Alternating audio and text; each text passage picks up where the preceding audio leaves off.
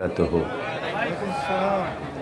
এই সাউন্ড বাড়ায় দিতে পারে আমার এখন বয়স হয়েছে না শহীদুল্লাহ ভাই তো আমার ছেলে ওগুলো তো সত্যিকার আমার আছে সুন্দর করে বাড়ায় দাও আসসালামু আলাইকুম ওয়া রাহমাতুল্লাহি ওয়া বারাকাতুহু সালাতু ওয়াসসালামু আলাইকা ইয়া সাইয়্যিদি ইয়া রাসূলুল্লাহ আসসালাতু ওয়াসসালামু আলাইকা ইয়া সাইয়্যিদি ইয়া হাবিবাল্লাহ الصلاة والسلام عليك يا سيدي يا سيدي يا شفيع المذنبين الصلاة والسلام عليك يا سيدي يا سيدي يا رحمة للعالمين وعلى آلك وأصحابك يا راحة العاشقين الحمد لله رب العالمين والعاقبة للمتقين الصلاة والسلام على من كان نبيا وآدم بين الماء والطين فقد قال الله تعالى في كلامه المجيد وفرقانه الحميد সকলে মহব্বতে পড়ুন আউযু বিল্লাহি মিনাশ শাইতানির বিসমিল্লাহির রাহমানির রহিম ইয়া আইয়ুহাল্লাযীনা آمنوا ادخلوا في السلم كافة ولا تتبعوا خطوات الشيطان إنه لكم عدو مبين فإن زللتم من بعد ما جاءتكم البينات فاعلموا أن الله عزيز حكيم وأيضا قال بسم الله الرحمن الرحيم ومن يشاقق الرسول من بعد ما تبين له الهدى ويتبع غير سبيل المؤمنين نوله ما تولى ونصله جهنم وساءت مصيرا وآياتের পরে আয়াত আরেকটা আয়াত মনে হইছে হঠাৎ 26 পারার 15 পৃষ্ঠায় সূরা হুজুরাতে আবারও আল্লাহ বললেন কারো কথা বিশেষ করে যারা বাতিল আকীদার মানুষ এদের ব্যাপারে আল্লাহ বলেছেন ইয়া আইয়ুহাল্লাযীনা আমানু ইন জাআকুম ফাসিকুম বিনাবাইন ফাতাবায়ানু أن تصيبوا قوما بجهالة فتصبحوا على ما فعلتم نادمين صدق الله العلي العظيم وصدق رسوله النبي الحبيب الكريم ونحن على ذلك من الشاهدين والشاكرين والحمد لله رب العالمين إن الله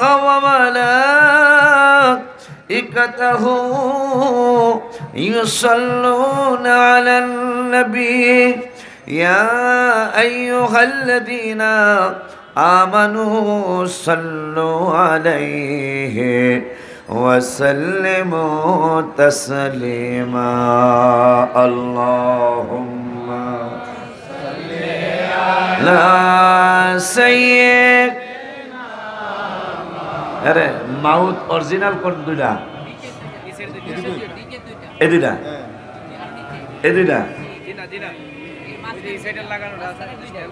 অরিজিনাল কোনটা এই দুইটা হ্যাঁ ঠিক আছে কারণ চিনা তো মুশকিল অনেকগুলা মাউথ আর একটু মহব্বতে পড়ুন আল্লাহুম্মা সাল্লি আলা সাইয়্যিদিনা মাওলানা মুহাম্মদ ওয়া আলা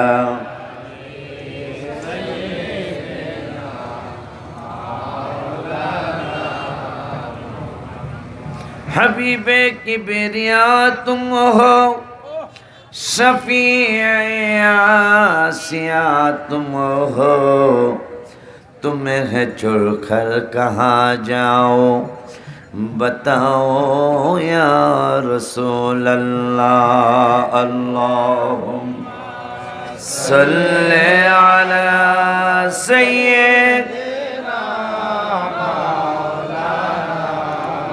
मुहम्मद व अला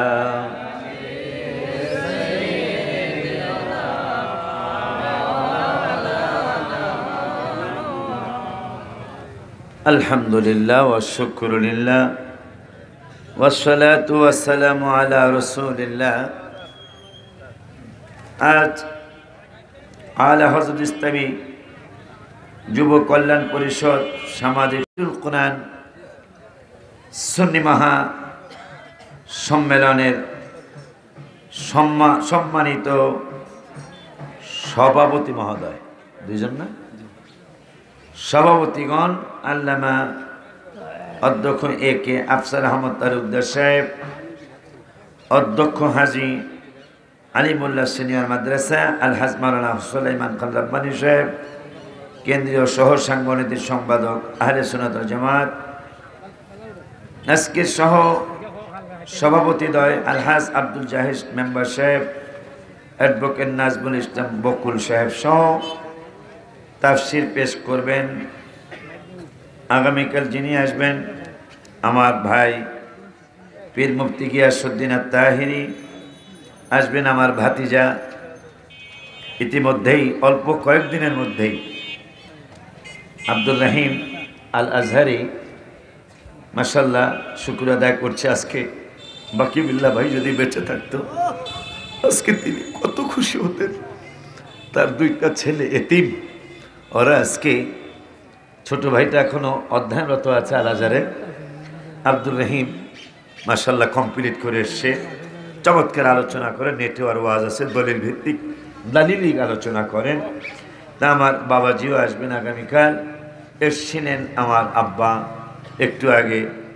আমাকে আপনারা যারা আলোচনা শুনলেন, এখন এই আলোচনা শোনার পরে কি করবেন? যারা আকীদা খারাপ, আমি আপনাদের পায়ে হাত রেখে বলছি, আমি আপনাদের পায়ে ধরে বলছি, যাদের আকীদায় গন্ডগোল, আপনি যদি বলেন হুজুর আমি কোরআন হাদিস বিশ্বাস করে, কোনো আলেমের কথা না, কোরআন হাদিস বিশ্বাস করে আমি সঠিক রাস্তায় আহলে সুন্নাত ওয়াল জামাতের পক্ষে চলে আসবো, আপনি আমাকে মাথায় নিয়ে চুনারুঘাট বাজারে ঘুরবেন, আমি রাজি আছি। কারণ আপনি জান্নাতি হন, আমি জান্নাতি হই, এটা আমিও চাই, মনে হয় আপনিও চাবেন।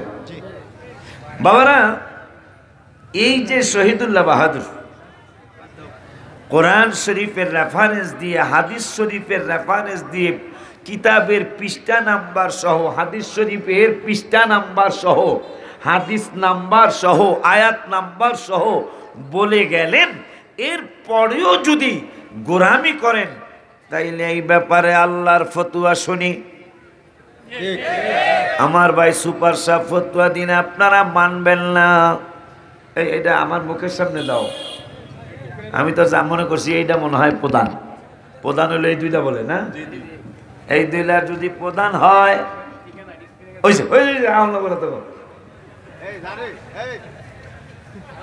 এই দুইটা যদি প্রধান হয়, এখন আল্লাহর ফতোয়া শোনেন, যতদিন আপনি জানেন নাই ততদিনের ব্যাপার হয়তো আল্লাহ মাফ করতেই পারেন, যে জানে নাই পাগলায় পালন করে নাই। কিন্তু যেই দিন থেকে আপনি জেনে গেলেন, যেই দিন আপনি সত্য কথাটা জানলেন, ঈদে মিলাদুন নবী সাল্লাল্লাহু আলাইহি ওয়াসাল্লামের, হায় হায় কত বড় কষ্ট লাগে, দুঃখ লাগে। নবী সাল্লাল্লাহু আলাইহি ওয়াসাল্লাম, আমার বাবার সাথে একটু অ্যাড করি আমি, এক ইহুদি ওমর ফারুক আযম রাদিয়াল্লাহু তাআলা আনহুকে এসে বলেন, ওমর, তোমাদের কোরআনে একটা আয়াত আছে, এই আয়াতটা যদি আমাদের নবীর উপর নাজিল হতো, মুসা কালিমুল্লাহর উপর নাজিল হতো, তাইলে এই দিনটা আমরা ঈদের দিন পালন করতাম। তবে আয়াতটা কোন জায়গায় নাজিল হয়েছে তোমরা জানো কি জানো না? এটা আমরা ইহুদিরা জানি। সুবহানাল্লাহ। কবে নাজিল হয়েছে, শুধু কোন জায়গায় নয়, কত তারিখে নাজিল হয়েছে এইটা তোমরা জানো কি জানো না জানি না, তবে আমরা ইহুদিরা জানি। কার উপর নাজিল হয়েছে তোমরা জানো কি জানো না? আমরা জানি। মায়ের কাছে নানির বাড়ির খবরের মতো। ওমরের কাছে খবর মায়ের কাছে নানির বাড়ির কথার মতো না? ওমর ফারুক মুস্কি হাসি দিতেছে যে আমাদের কোরআনে একটা আয়াত আছে, এই আয়াতটা তোমাদের নবীর উপর নাজিল হলে তোমরা ঈদের দিন পালন করতা। এবং ইহুদি বলল, এটা দুইটা ঈদের দিন। কেমনে? ওর তো জানি কেমনে। ওই দিন ছিল জুমার দিন, জুমার দিনও ঈদের দিন, আর ওই দিনটা ছিল আরাফার দিন, মানে হাজিরা যেই দিন আরাফায় না গেলে হজ হয় না, ওই দিনটা ছিল। আর আলম তো আমার পাশে বসে আছে, আরাফার দিনও ঈদের দিন, জুমার দিনও ঈদের দিন। এখন এই ভাইরা আবার এরা কত বড় পাজি মানুষ, কয় রোজার ঈদের তো নামাজ আছে, খুতবা আছে। কত যে পাজি এগুলা! রোজার ঈদে খুতবা আছে, নামাজ আছে, তাই এই ঈদে মিলাদুন নবীতে তো নামাজ নাই, কথা কয় না? আল্লাহ আল্লাহ এদেরকে বুঝ দিয়ে দাও, আল্লাহ এদেরকে বুঝ দিয়ে দাও। এখন যখন আমরা এই দলিল পাইলাম যে একবার হাদিস থেকে, তিরমিজির হাদিস, বুখারীতেও সম্ভবত আসছে, যে এই ঈদের যে কোরআন যেদিন নাজিল, কোরআনের এই আয়াতরা যেদিন নাজিল হলো, আল ইয়াউমা আকমালতু লাকুম দীনাকুম ওয়া আতমামতু আলাইকুম নি'মাতি ওয়া রাদিতু লাকুমুল ইসলাম দীনা, যেই দিন এই আয়াতটা নাজিল হয়েছে, এটা আরাফাতে নাজিল হয়েছে, হাবিব সাল্লাল্লাহু আলাইহি ওয়াসাল্লামের উপর নাজিল হয়েছে। এখন এই দিনটা ছিল জুমার দিন, আবার এই দিনটাই ছিল আরাফার দিন। দেখ, এই কোরআনের আয়াতরা যেদিন নাজিল হয়েছে, এটা আলিয়া, কওমি, লামাযহাবি সবাই জানে, এই দিনটা ছিল দুইটা ঈদের দিন। বিবেক গেল কই? মানুষের বিবেক কোথায় গেল? কোরআন নাজিলের দিন যদি, আয়াত নাজিলের দিন যদি দুইটা ঈদের দিন হতে পারে, কোরআনের একটা আয়াত নাজিলের দিন যদি ঈদের দিন, তাও একটা না দুইটা ঈদের দিন হতে পারে, তাইলে যার উপরে আয়াতরা নাজিল হয়েছে, সুবহানাল্লাহ কইবেন না? যে আয়াতরা নাজিল হওয়ার কারণে দুইটা ঈদ হলো, তাইলে যেই নূরের নবী সাল্লাল্লাহু আলাইহি ওয়াসাল্লামের উপর আয়াতরা নাজিল হলো, তার শুভাগমনের দিনটা কতটা ঈদ হওয়া উচিত?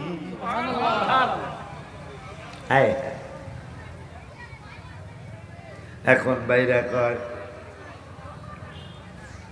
রোজার ঈদে নামাজ আছে, ঈদ মিলাদুন নবীর নামাজ কই? হায় হায় হায় হায় হায়!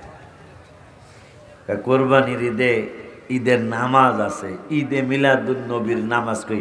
এখন আমাকে মতন সাধারণ যারা, এরা করবো যে কথা তো ঠিক, তো ঈদ হইলে তো নামাজ পড়ি মুসলমান, জুমার দিন যেই নামাজ, এইটার মধ্যে ঈদ কই? আমরা তো কই নাওয়াইতু উসকে তো আন এ বেটারা কন্যা কান হ্যাঁ ফারদুল বিয়াদাই রাকাতেই সালাতিল জুমআতি কথা কয় না। এখানে তো এই নামাজটার ব্যাপারে তার রমজানের ঈদে কি কই নাওয়াইতুয়ান হ্যাঁ নাওয়াইতুয়ান উসাল্লিয়া লিল্লাহি তাআলা মা সিত্তাতি তাকবীরাতি। হ্যাঁ আরো জানি কি আছে না হ্যাঁ নাওয়াইতুয়ান উসাল্লিয়া লিল্লাহি তাআলা রাকাতাই সালাতিল ঈদিল ফিতরি আবার রাকাতাই সালাতিল ঈদিল আযহা মা সিত্তাতি তাকবীরাতি। এখন জুমার নামাজের নিয়ত তো ঈদিল জুমা বলা হয় না, বলা হয় রাকাতাই সালাতি কি জানি নাওয়াইতুন উসকিতা আন জিম্মাতি ফরদুজ যুহরি বিআদ। হ্যাঁ এবারে কি রাকাতাই সালাতিল জুমআতি ঈদের নামাজ পড়মুকা। এখানে নিয়তের মধ্যে তো আছে এটা ঈদের নামাজ না, এটা হলো জুমা শুক্রবারের জুমার নামাজ কথা কয় না। এইটার কারণে তো ঈদ না, ঈদ তো হলো বাবা আদমের কথাও পাওয়া যায় শুক্রবারের ব্যাপারে কেন ঈদ। আবার আর এক কিতাবে চমৎকার ভাবে এসছে আম্মাজান আয়েশা আম্মাজান আমিনা রাদিয়াল্লাহু তাআলা আনহার শেকেম মোবারকে যেই দিন নবী সাল্লাল্লাহু আলাইহি ওয়াসাল্লাম গিয়েছিলেন, প্রথম যেই দিন বাবা আব্দুল্লাহ রাদিয়াল্লাহু তাআলা আনহুর চুমা মোবারকের উসিলায় যেই দিন শেকেম মোবারকে নবী সাল্লাল্লাহু আলাইহি ওয়াসাল্লাম গিয়েছিলেন, আম্মা জানের পেট মোবারকে গিয়েছিলেন, এই দিনটা ছিল শুক্রবার, এই জন্য শুক্রবার ঈদের দিন। সুবহানাল্লাহ সুবহানাল্লাহ কয়না সুবহানাল্লাহ। আর এখন যদি সেইটাই হয় এই যে এটা তো শুক্রবারের দা তো শুনলাম, আর আরাফার দিন যে ঈদের দিন এটাকে আলিয়া কওমি লামা জামে জামাত ইসলাম ঐক্য জোট সুন্নি জামাত সব জামাতে এই আরাফাতের দিন যে ঈদের দিন এই হাদিসটা খেলে সবাই মুখস্থ সবাই মানে। এই দিনে কেন ঈদের নামাজে যান না? আমাকে নাইলে ঈদে মিলাদুন্নবীতে নাইলে যাই করেন আপনারা, এটা আপনাদের ব্যক্তিগত ব্যাপার। তাইলে আরাফার দিন তোমরা কিতাব উপরে রাখো পরে নিয়ে যাও। আরাফার দিন একবারে সহিহ হাদিস 9 জিলহজ আমাদের মুসলমানের ঈদের দিন। কেউ ঈদের নামাজ পড়ে না, কেউ ঈদের জামাতে যায় না। যেই দিন কোরবানি ওই দিন ঈদের জামাতে যায় কথা কন। তাইলে বোঝা যায় ঈদ অনেক ঈদ আছে, যেমন বছরে 52টা জুমার ঈদ, এই ঈদে নামাজ নাই। বছরে একবার আরাফাতের ময়দানের ঈদ, এই ঈদে নামাজ নাই। ঠিক আমার হাবিবের ঈদে মিলাদুন্নবীতেও ঈদের নামাজ নাই। ঠিক কি না?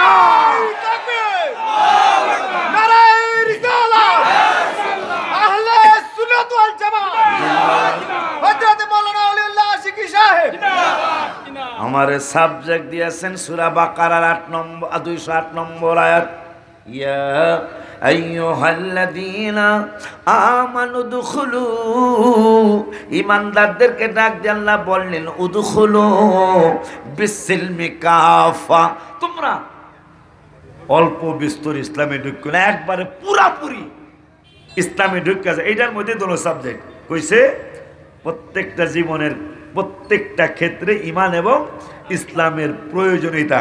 তাই ইসলামের ঢোকার জন্য আল্লাহ প্রথমে ঈমানদারদেরকে ডাক দিয়েছেন, ঈমানও হয়েছে ইসলাম হয়েছে। মারহাবা। এখন যদি ঈমানের আলোচনা করতে যাই, ঈমানের আলোচনা করলে হ্যাঁ ঈমান যে কত প্রয়োজন, ঈমান ছাড়া একটা আমলও কবুল পিছনের বাবারা বলেন, ঈমান ছাড়া একটা আমলও, ঈমান ছাড়া একটা আমলও কবুল হবে না।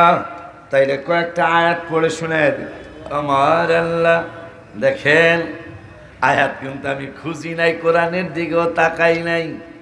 আমি আয়াত যেটা পড়ব আমার আল্লাহ ওইটাই বের করে দিলেন, আল্লাহ বুঝিয়ে দিলেন। হ্যাঁ পাগলা, ওরা যেমন সাবজেক্ট দিছে তুমিও সাবজেক্ট অনুযায়ী ইমান আমলের কথা বলো। আমার আল্লাহ আমি কোরআনের দিকে তাকাই নেই, বের করতে চাইছি না, চিহ্ন দেওয়াও নাই, আয়াত ওইটাই বাইর হয়েছে। আমার আল্লাহকে ওয়াবাশশিরিল্লাযীনা, শুভ সংবাদ তাহাদের জন্য। কাহারা তারা?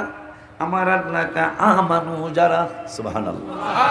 ওয়াবাশশিরিল্লাযীনা আমানু, অবশ্যির মানে শুভ সংবাদ।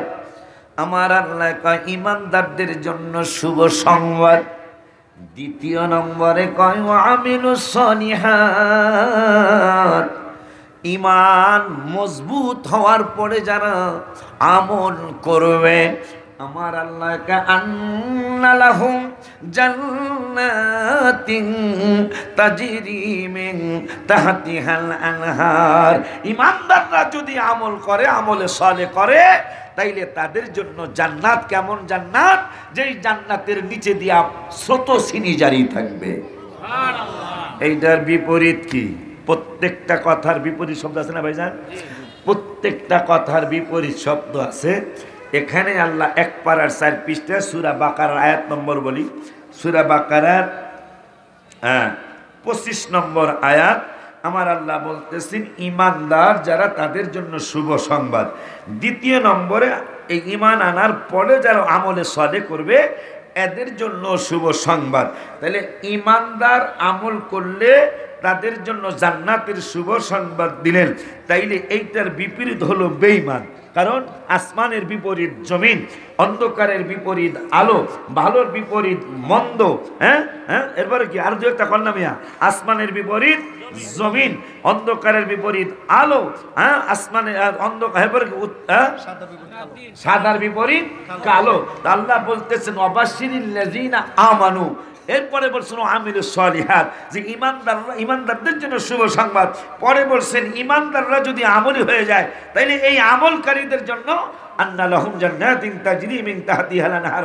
আল্লাহ বুঝিয়ে দিলেন যে ঈমানের বিপরীত হলো বেঈমান।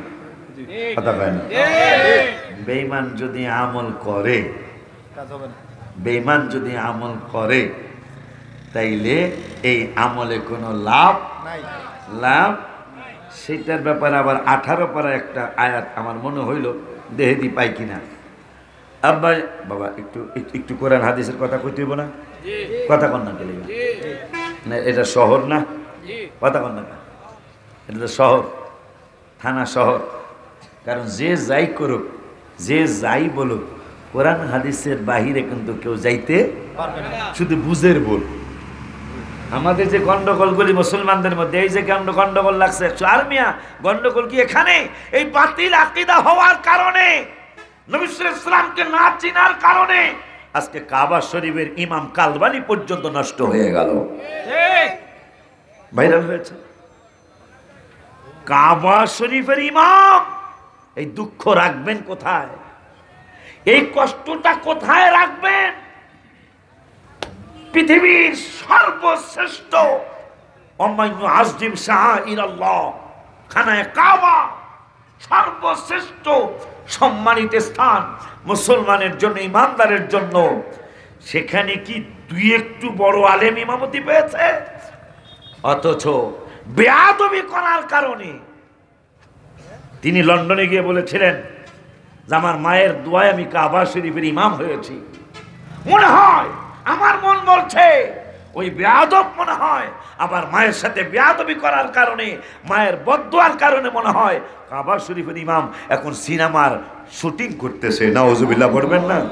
কাবার ইমাম মক্কার ইমাম, এই দুঃখ রাখবেন কোথায়? কিন্তু তার আকীদা কিন্তু সুন্নি আকীদা নয়, তার আকীদা সালাফি আকীদা, তার আকীদা আহলে হাদিসের আকীদা। আল্লাহ সহ্য করেন নাই, আল্লাহ সহ্য করেন নাই। কাবা শরীফে ইমাম হওয়া সত্ত্বেও আজকে বেয়াদবির কারণে, ভিতর ঠিক না থাকার কারণে আজকে তিনি সিনেমার শুটিং করা শুরু করেছেন। আল্লাহ কষ্ট লাগে মনে, যেখানে পৃথিবীর সর্বশ্রেষ্ঠ জায়গা, পৃথিবীর মধ্যখান সেই জায়গার ইমাম আমরা আফসোস করে শেষ হবে না মনে হয়। কারণ যেখানে, তবে এর পিছনে মনে হয় আমি নামাজ পড়ি নাই। ওনার আজকে আমি শুনলাম এর কোরআন তেলাওয়াত, আমি শুনলাম সে নামাজ অবস্থায় কোরআন তেলাওয়াত করছে। তবে আমি কণ্ঠটা খেয়াল করলাম যে আমার এই যত বছর আল্লাহ নিচ্ছেন আমাকে, আলহামদুলিল্লাহ যত বড়ই নিয়েছেন আল্লাহ রসুল, আমি এই বেয়াদবের পিছনে নামাজ পড়ি নাই। এটা শুকুর লাগতেছে আমার কাছে, এই মুনাফিকের পিছনে আমি নামাজ পড়ি নাই। কিন্তু তারও আকীদা আহলে সুন্নাত ওয়াল জামাতের বিপরীত। আজকে বড় কষ্ট লাগে যে আলেমদের এত সম্মান ছিল, গাছে আম হইলে প্রথম আমটা 3 পাস হুজুরের ঘরে চলে গেছে। আজকে 5 রকমের টাইটেল পাস করলেও আম হুজুরের রুমে আসে না। আমাদের ব্যাপারে মানুষের ভালো ধারণা এখন কম, আমাদের ব্যাপারে মানুষের এখন ফালতু ধারণা। ফেসবুক এমন কোনো মাস নাই ফেসবুকে আলেমদের 2-4টা ফালতু ঘটনা আসে না। কিন্তু দুঃখ লাগে আমার, আমি ফেসবুক তো চালাই না, ওরা চালা, আমার ছেলেরা চালা। যতগুলি আলেম আমি দেখলাম ফালতু কাজে জড়িত, আর একজনও আহলে সুন্নাত ওয়াল জামাতের আকীদার আলেম একজনও পাওয়া যায় না এখন পর্যন্ত। এইটা আমার কাছে অবাক লাগতেছে। কারণটা কি? আপনারাও মাদ্রাসায় পড়েছেন, আমরাও মাদ্রাসায় পড়েছি। হ্যাঁ, আমাদের মধ্যে ফালতু লোক থাকতেই পারে, এটা আমি অস্বীকার করছি না। কিন্তু ফালতু কাজে আমাদের লোকজন মাশাআল্লাহ অনেকটাই সেফে আছে, আল্লাহ রেখেছেন আলহামদুলিল্লাহ। কারণ এটা আমার মনে হয় আমাদের ভিতরে আর কিছু না থাক, আদব আছে। কি আছে? আদবটা থাকার কারণে, কারণ নবীজির মহব্বতের কারণে আমার আল্লাহ সুবহানাহু ওয়া তাআলা এই আদবের ব্যাপারে একটা কথা মনে হয়ে গেল। কোরআনুল কারীমে আমার আল্লাহ সুবহানাহু ওয়া তাআলা আমাদেরকে মারবেন, আমাদের আযাব দিবেন, আমাদেরকে কষ্ট দিবেন। কবর, হাসর, মিজান অনেক জায়গায় আমাদের কষ্ট দেওয়ার কথা কোরআনুল কারীমে আল্লাহ বলেছেন 70 বার। কতবার? 70 বার। ভয় লাগার কথা না? কয়বার? আমাগরে মারবো, আমাগরে পিডাইবো, আমাগরে গুতাইবো, মানে এই ধরনের বহু কথা কোরআনে এবং হাদিসে আসছে। কোরআনই আসছে 70 বার। কয়বার? 70 বার। উভয় কি ভাইরা? উভয় কি? আমার আল্লাহ কয় গুনাহগার তোমাদের টেনশন নাই, যদিও কইছি 70 বার কোরআনে মারমো, কিন্তু তোমরা আমার হাবিবের উম্মত, আমার রহমাতুল লিল আলামিনের উম্মত। মারমো বলছি, আযাব দিমু বলছি 70 বার। 70 দুগুণে 140 বার বলেছি তোমাদেরকে ক্ষমা কইরা দিব। মারহাবা কর একবার ইব্রাহিম রে।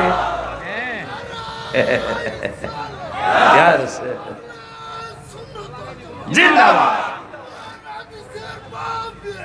জিন্দাবাদ জিন্দাবাদ। আমি আশ্চর্য হলাম, নুজহাতুল মাজালিস আমার বাসায় মেন কপিটা নাই, আমার ভাইরা অনুবাদ করছেন। আমি কিন্তু আবার গালিগালাজ করি না, আমি ভাই বলি।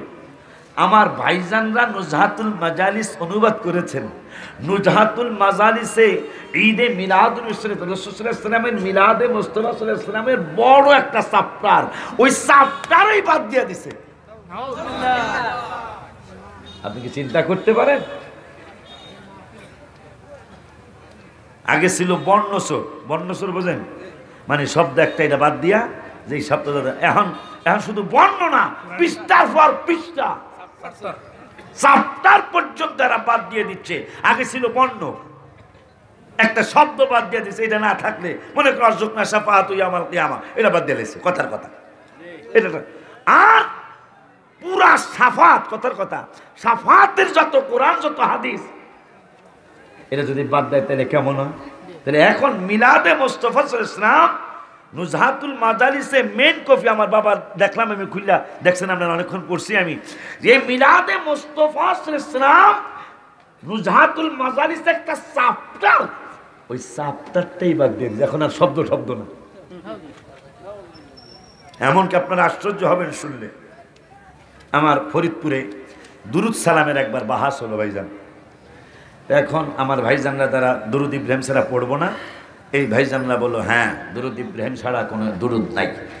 তাই আমরা সুন্নিরা আমরা কি করবো, হাদিস তো অনেক আছে, যদি ওনাকে মুরব্বীদের কোনো কিতাব পাওয়া যায় যে এই দুরুদ ইব্রাহিম ছাড়াও কিতাব দুরুদ আছে, এটা যদি ওনাদের মুরব্বীদের কিতাবে পাওয়া যায়, এটা তাহলে বহস আর কোরআন হাদিস আর খোলন লাগবো না, ওনাকে মুরব্বীদের কিতাব দিয়ে বহস শেষ হয়ে যাবো, ঠিক কিনা?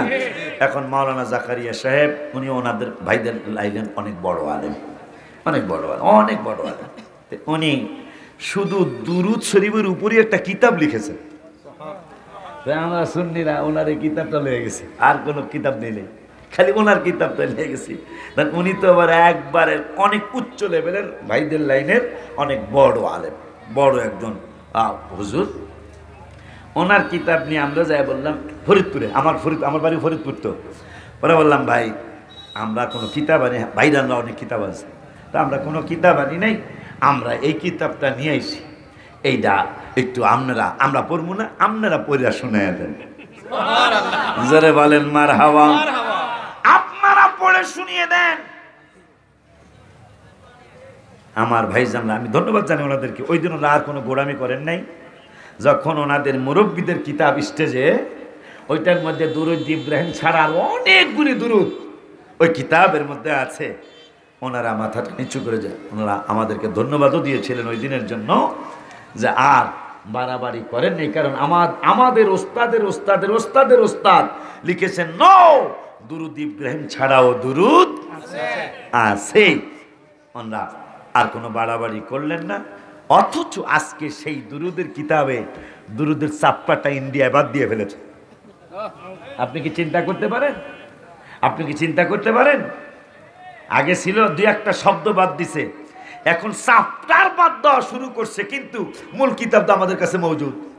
কথা হয় না, গাছের গোড়া তো আমাদের কাছে আটকানো আছে, মূল কিতাব আমাদের কাছে মজুদ। ইন্টারনেটে পাবেন যে দুরুদ সহ, দুরুদের চাপ্টার সহ কিতাব ইন্ডিয়া পাওয়া যাবে, দুরুদ ছাড়া ইন্ডিয়া এই কিতাবটা পাওয়া যাবে, সেটা শুধু দুরুদ শরীফের উপর কিতাব। এই হলো আমার ভাইজানদের, আমি ভাই বলেছি, আমার ভাইজানদের অবস্থা।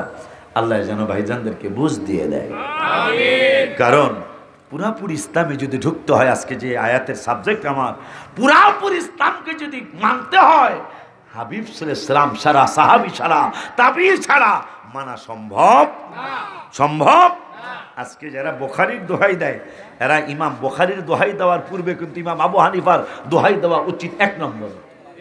কারণ দেখেন, এরা একটা উদাহরণ দিই, বাস্তব উদাহরণ, কোরআনুল কারিমে ইমাম শাফি আর ইমাম আবু হানিফার দুধ খাওয়ার, বাচ্চাদের দুধ খাওয়ার ব্যাপারে এই একটা দিয়া বুঝাইতে চাই। বাচ্চাদের দুধ খাওয়ার ব্যাপারে কোরআন শরীফে 2টা শব্দ এসেছে, একটা হলো সালাসুনা শাহরা, আর একটা হলো ফি আমাইনি। হ্যাঁ, নবী সাল্লাল্লাহু আল্লাহ রাব্বুল আলামিন চমৎকার করে আমাদেরকে জানালেন, একটা আয়াতে জানালেন সালাসুনা শাহরা, বাচ্চারা দুধ পান করবে। তো তোমার দরকার আছে না, কথা কোনো কারণ বুঝলেন, বাচ্চারা দুধ পান করবে 30 মাস। তো এইটা ইমাম শাফি, দেখেন মাযহাবের এই কথাটা তোমরা অবশ্যই ছাড়বে, এই কথাটা মাযহাবের ইমামরা প্রত্যেকটা মাসলা কোরআন হাদিস রিসার্চ করে এরপরে তারা এটা প্রকাশ করেছে, কিতাবে লিখেছে। সুবহানাল্লাহ। তো ইমাম আবু হানিফা বলছেন, ইমাম শাফি বলছেন সালাসুনা শাহরা, যে আমরা কি মারা গেছে কোন, ইন্না লিল্লাহি ওয়া ইন্না ইলাইহি রাজিউন, ইন্না লিল্লাহি ওয়া ইন্না ইলাইহি রাজিউন। আচ্ছা, আমার আল্লাহ রাব্বুল আলামিন বললেন সালাসুনা শাহরা, বাচ্চারা মায়ের দুধ পান করবে কয় মাস? 30 মাস। আর ইমাম আবু হানিফা পছন্দ করলেন ফিয়া মাইনি 24 মাস। এখন ইমাম আবু হানিফা রহমতুল্লাহি আলাইহি মাইক যখন চলতেছে একটু দুরূদ শরীফ পড়ে ফেলাই আল্লাহুম্মা সাল্লি আলা মাওলানা মুহাম্মদ ওয়া আলা সাইয়্যিদিনা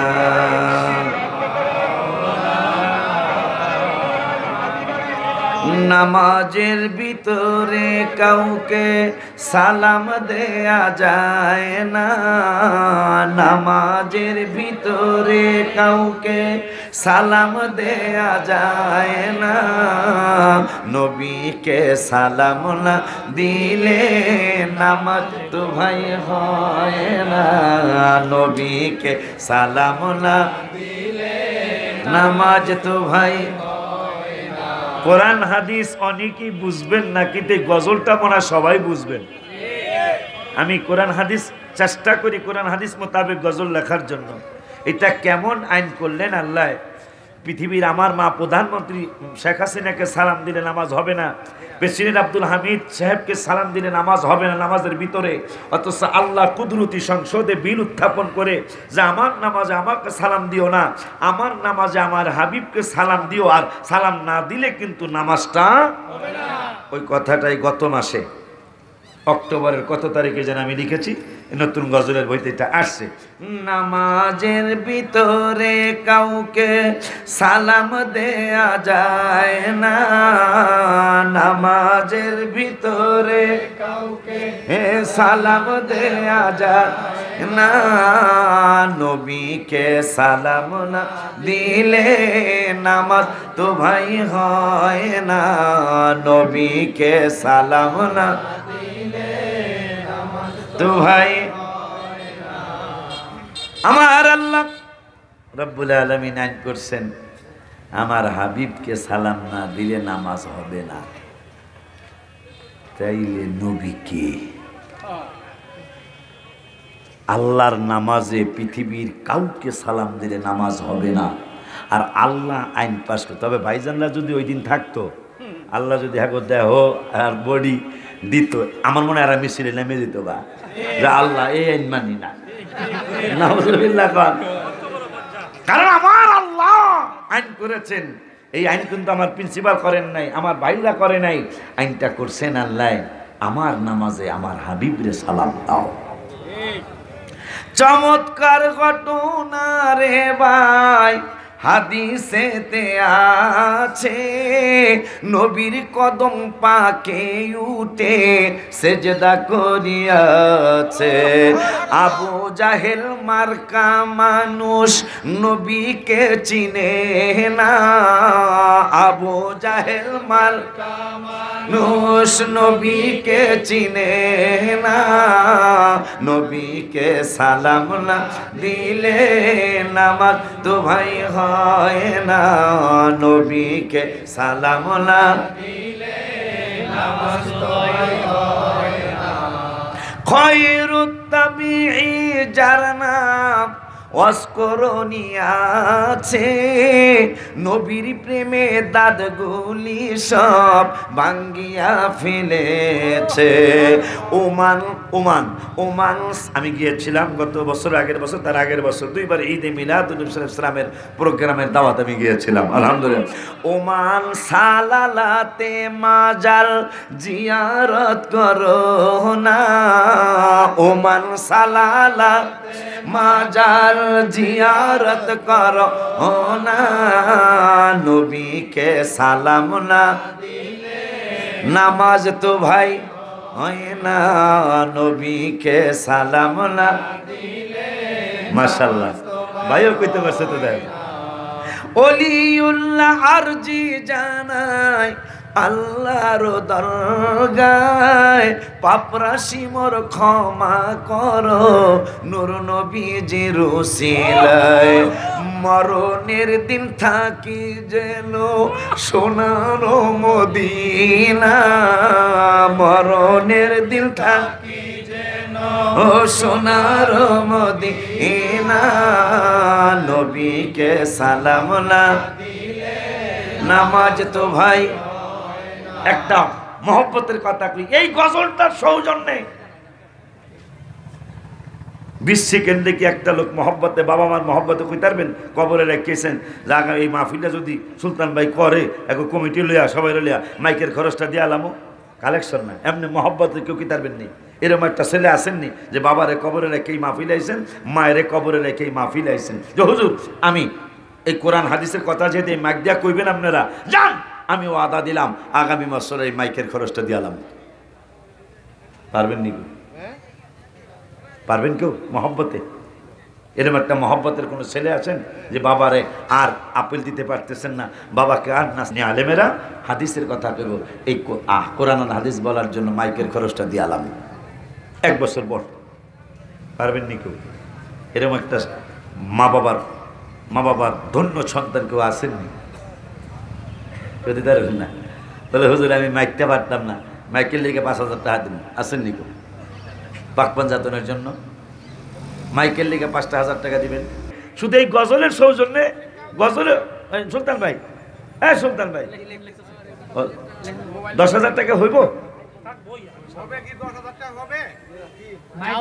মাইকটা 10,000 টাকা হবে? নারায়ে তাকবীর, নারায়ে রিসালাত, নারায়ে গৌসিয়া, আহলে সুন্নাত ওয়াল জামাত, পবিত্র ঈদে মিলাদুন নবী। এই ঈদের নামাজের কথা যদি কই, কথাটা মনে রাখতে পারলে আমার আশা আজকে সার্থক হবে যে সব ঈদে নামাজ নাই। এই কথাটা মনে রাখতে পারবেন নি? যে ঈদ আছে, ঈদ মানে খুশি, যে খুশির দিন আসবে, কিন্তু সব খুশির দিনে ঈদের নামাজ নাই। আল্লাহ আমার আব্বাজি, আমি যাকে বাবা বলে ডেকে ফেললাম, আমার বাবাজি আব্দুল মতিন বাবা, আগামী বাবাও নাই মাও নাই, হয়তো বাবার জন্য আর কাপড় কিনে দেওয়া সম্ভব হচ্ছে না, আর কোনোদিন আপেল দেওয়া সম্ভব হবে না, মাকে আর কোনোদিন শাড়ি কিনে দেওয়া সম্ভব হবে না, মাকে আর কোনোদিন ভালো কোনো খাবার দেওয়া যাবে না। আজকে আমি নিজে সহিহ হাদিস পড়েছি যে যদি কোনো ছেলে কোনো মেয়ে যদি বাবার জন্য মার জন্য মাহফিলে মিলাদে সুন্নি জামাতের কোনো প্রোগ্রামে মসজিদে মাদ্রাসায় এতিমখানায় যদি কোনো দান করে, চমৎকার কত বড় একটা দান করলো আল্লাহ। যেই মাইক দিয়া তোমার কোরআন শরীফ পড়া হবে, যেই মাইক দিয়া তোমার হাবিবের হাদিস শরীফ পড়া হবে, আমার বাবাও নাই মাও নাই, আগামী বছরের এই মাইকের খরচটার ওয়াদা দিয়ে গেল 20,000 টাকা। আমার বাবার আব্বাকে আম্মাকে তুমি জান্নাতের মেহমান বানাই দিও, আমার বৌমা সহ আমার বাজানকে নাতি নাতনি সহ বারবার হাজি বানায় দিও, ব্যবসা বাণিজ্য চাকরি বাকরির মধ্যে আল্লাহ তুমি বরকত দিয়া দিও, আর কিছু ভালো মুসিবত থেকে হেফাজত করে মনের আশা পুরায়ো। লা ইলাহা ইল্লাল্লাহু মুহাম্মাদুর রাসূলুল্লাহ ওলিউল্লাহ। গজলের হাদিয়া দিলাম আমার আব্বাই, এটা গজলের হাদিয়া আমি বলবো। আলহামদুলিল্লাহ। দেখছেন হ্যাঁ বানারা, তোমরা কও আমরা গান গাই বলে, নাউজুবিল্লাহ কন। কত বড় ফাজি এরা যখন স্টেজের মধ্যে এই গজল কয় সেইটা ইসলামী সঙ্গীত হয়ে যায়, আর আমরা স্টেজে গজল কইলে সেইটা বলে গান হয়ে যায়। এই দুঃখ রাখবো কই? এই দুঃখ রাখার জায়গা নাই। এমন কোন সংগঠন আমাকে দেখান, ইসলামী সংগঠন, একটা সংগঠন দেখান যে সংগঠনে এই ইসলামী সঙ্গীত নাই। আছে কোন সংগঠন? হ্যাঁ, যেই আহলে হাদিস হোক, আলিয়া হোক, কওমি হোক, জামাত ইসলাম হোক, নিজাম ইসলাম হোক, প্রত্যেকটা ইসলামী দলে হামদে ইলাহি নাতে রাসূলের সালাম আছে। আমার আব্বার মনের আশা আল্লাহ পূরণ করুন। আমিন। ওলিউল্লাহ আরজি জানাই আল্লাহর দরগায়, পাপরাশি মোর ক্ষমা করো নূর নবীজির উসিলায়, মরণের দিন থাকি যেন সোনার মদিনা।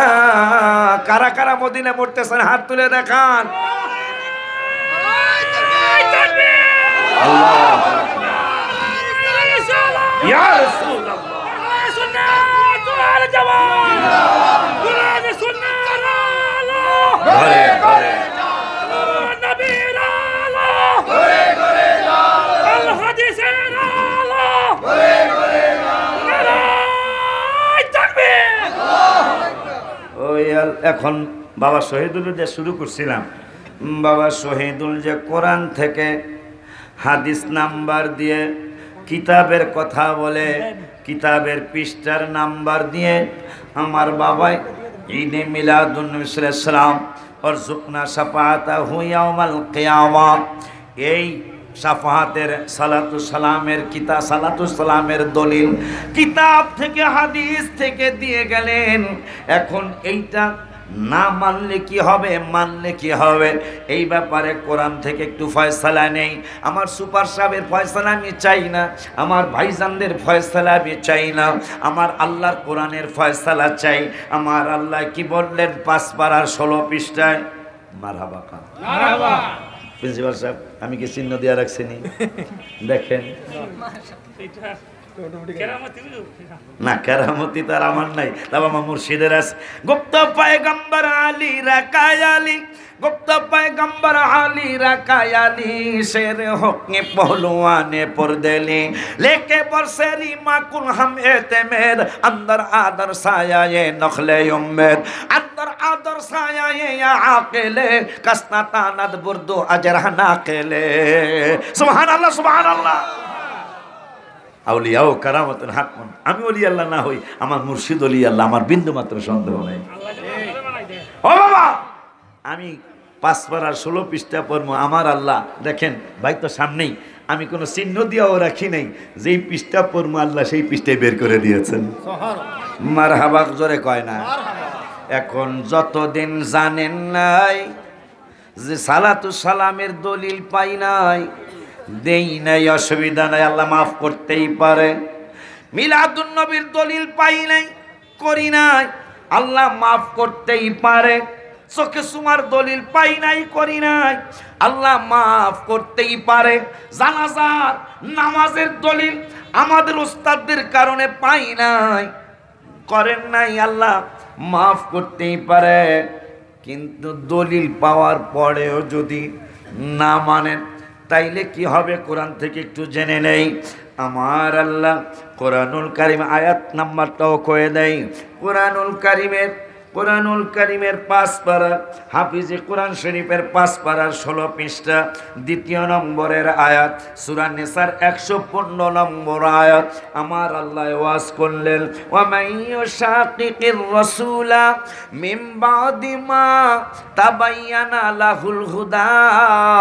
আমার আল্লাহ ওয়াজ করলেন, যারা সত্য কথা জানার পরেও, যারা অরিজিনাল কথা জানার পরেও সুন্দরভাবে সব কিছু কোরআন হাদিস থেকে জানার পরেও যারা রসুলের বিরোধিতা করে, অমাইয় শাকিকির রাসূলা, তাহলে আয়াতটা রসুলের জন্যই। নবীরে যারা চিনো নাই, যতদিন দলিল পাও নাই, তুমি যদি না চিনে থাকো আমি আল্লাহ মাফ করতে পারি। তবে যখন কোরআন থেকে হাদিস থেকে তোমরা সত্যবাণী পাইয়া ফালাইলা আমার হাবিবের ব্যাপারে, এর পরেও যদি অমাইয় শাকিকের রাসূলা, এর পরেও যদি রসুলের বিরোধিতা করো, আর ওই রসুলকে চেনার জন্য ওয়াত্তাবি গায়রা সাবিলিল মুমিনিন, যারা মুমিনের রাস্তা বাদ দিয়া, মারহাবা কর, আমরা মুমিন, মারহাবা কর। সন্দেহ আছে কারো? আমরা কি মুমিন? পিছনের বাবারা বলেন একটু জোরে কন, মুমিন। আমরা মুমিন। আল্লাহ বলতেছেন ওয়াত্তাবি, সূরা নিসার 115 নম্বর আয়াত, ওয়াত্তাবি গায়রা সাবিলিল মুমিনিন, যারা মুমিনের রাস্তা বাদ দিয়ে। মুমিনের রাস্তা কোনটা? এটা তো একটু জানান লাগে না? এই জন্য আমার আল্লাহ এই কোরআন শরীফের 5 পারায় 19 পৃষ্ঠায় আমার আল্লাহ ওয়াজ করলেন, ইয়া আইয়ুহাল্লাযীনা আমানু আমিনু বিল্লাহি ওয়া রাসূলিহি। সুবহানাল্লাহ। ইমানদারদেরকে আমার আল্লাহ আবারও ডাক দিলেন, ইমানদাররা আবারও ঈমান আনো। ঈমান তো ঈমান, ইমানদার তো ইমানদার। ইমানদারদেরকে বলতেছেন আমিনু বিল্লাহি ওয়া রাসূলিহি, তোমরা ইমানদার যারা আবারও ঈমান পাকাপোক্ত করো। কোথায়? বিল্লাহি ওয়া রাসূলিহি। এখন এই ইমানটা কোন ইমান এটা একটু জানা লাগে না? কোরআনের এক আয়াতের ব্যাখ্যা আল্লাহ আর এক আয়াত দেয়া করেছেন। রহমাতুল্লিল আলামিন নূরের নবী সাল্লাল্লাহু আলাইহি সাল্লাম এক কোরআনের আয়াতের ব্যাখ্যা আবার হাদিস দেয়া করেছেন। সুবহানাল্লাহ পড়ুন। ওই আল্লাহ সুবহানাহু ওয়া তাআলা 5 পারার 19 পৃষ্ঠায় সূরাতুন নিসায় আমার আল্লাহ ওয়াজ করলেন। ওয়াজটা হলো ইমানদাররা আবারও ইমান মজবুত করো। কেমন? কয় বিল্লাহি ওয়া রাসূলি। যেহেতু আমাকে বলেছে পুরাপুরি ইসলামের মধ্যে দাখিল করার এই আলোচনাটা করবেন। ইমান ইসলাম ছাড়া জীবনের কোনো জায়গায় যেন আমাদের খালি না থাকে সেই ব্যাপার আলোচনা করার জন্য বললেন। এখন যেহেতু ইমানের আলোচনা হাদিস থেকে কোরআন থেকে আমরা করার চেষ্টা করতেছি। এখন দেখেন কারবারটা আমার আল্লাহ ইমানদারদেরকে বললেন, হে সোনারঘাটের ইমানদারেরা, হবিগঞ্জের ইমানদারেরা, সিলেটের ইমানদারেরা, আমি আল্লাহ তোমাদের ইমানদার যারা হয়েছ তোমাদেরকে আবারও ইমানের মজবুতির জন্য তাকিদ দিচ্ছি আল্লাহ। কিন্তু মনে রাখো আমি আল্লাহ কিন্তু আমার হাবিবের পরে কোরআনের কথা বলেছি, আমার পরে কোরআনের কথা বলি নাই। কারণ আমার পরে আমার হাবিব, এরপরে হাবিবের উপর যে কোরআন নাজিল করেছি, এরপরে কোরআনের আগে আমার হাবিবের আগে কোরআন নয়, কোরআনে হলো আমার হাবিবুল্লাহর পরে। আল্লাহর কোরআন থেকে আমরা জেনে নেই, মুখস্থ কথা আমরা বলতে চাই না। আল্লাহ বললেন সূরা নিসার 136 নম্বর আয়াত, সূরা নিসার 136 নম্বর আয়াত আমার আল্লাহ ওয়াজ করলেন ইমানদারেরা আবারও ঈমান আনো। কেমনে? কয় বিল্লাহি ওয়া রাসূলি, আল্লাহর উপর এবং রাসূলের উপর ঈমান আনো। 3 নম্বরে বলতেছেন ওয়াল কিতাবিল্লাযী নাযালা আলা রাসূলিহি। কি রে আল্লাহ জি কয় আমার পরে রসুল, রসুলের পরে কোরআন। সুবহানাল্লাহ কয় না? এইরকম আয়াত কোরআনে 4-5টা, একটা দুইটা নয়। সূরা নূর ঘাটের বাবারা শুনুন, আল্লাহ বলেছেন কোরআনে আমি আল্লাহর পরে রসুল, রসুলের পরে কোরআন। আজকে কিন্তু আমরা আল্লাহর পরে কোরআনের দোহাই দিচ্ছি, কথা বলেন না কেন? System loss. আল্লাহ বলেছেন আমার পরে রসুল, রসুলের পরে কোরআন। তাইলে সিস্টেম, আল্লাহর কথার সিস্টেম আমরা মানলাম, না মানার কারণে বড় বড় ইসলামী দল হওয়ার পরেও আমাদের বিজয় আসতেছে না, কথা বলেন না কেন? আল্লাহ কোরআনুল কারীমের 5 পারার 19 পৃষ্ঠায় বললেন আল্লাহর পরে রসুল, রসুলের পরে ওয়াল কিতাবিল্লাযী নাযালা আলা রাসূলিহি। ভাই মাথার উপরে দিলাম, ওয়াল কিতাবিল্লাযী নাযালা আলা রাসূলিহি। আমার আল্লাহ কয় আমার পরে রসুল, এরপরে রসুলের পরে আমার কোরআন, যেই কোরআন হাবিবের উপর নাজিল করেছি। আর একটু জোরে কোন, জোরে ডাক দিয়া কোন ইয়া রাসূলুল্লাহ। এইটা হলো সূরা নিসার 136 নম্বর আয়াত। যাই আর একটু অন্যদিকে, 9 পারার 9 পৃষ্ঠা। কয় পারা? একটু জোরে কোন, কয় পারা? 9 পারার 9 পৃষ্ঠা। 9 পারার 9 পৃষ্ঠায় সূরার নাম সূরাতুল আরাফ। দেখি এই আরাফের কত নম্বর আয়াত।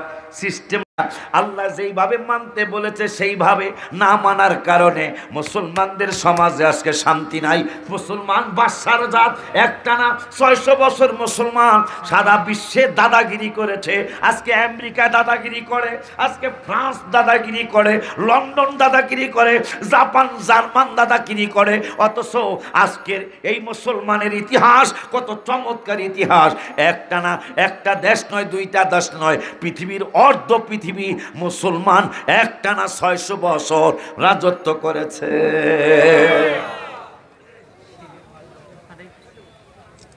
ওমর ফারুক রাজদরবার ছিল না, চেহারা ছিল না, সিংহাসন ছিল না, যার কারণে কোরআনে, যার কথার উপর কোরআনে 22টা আয়াত নাজিল হয়েছে। ওমর ফারুক কেমন আশিক রাসূল,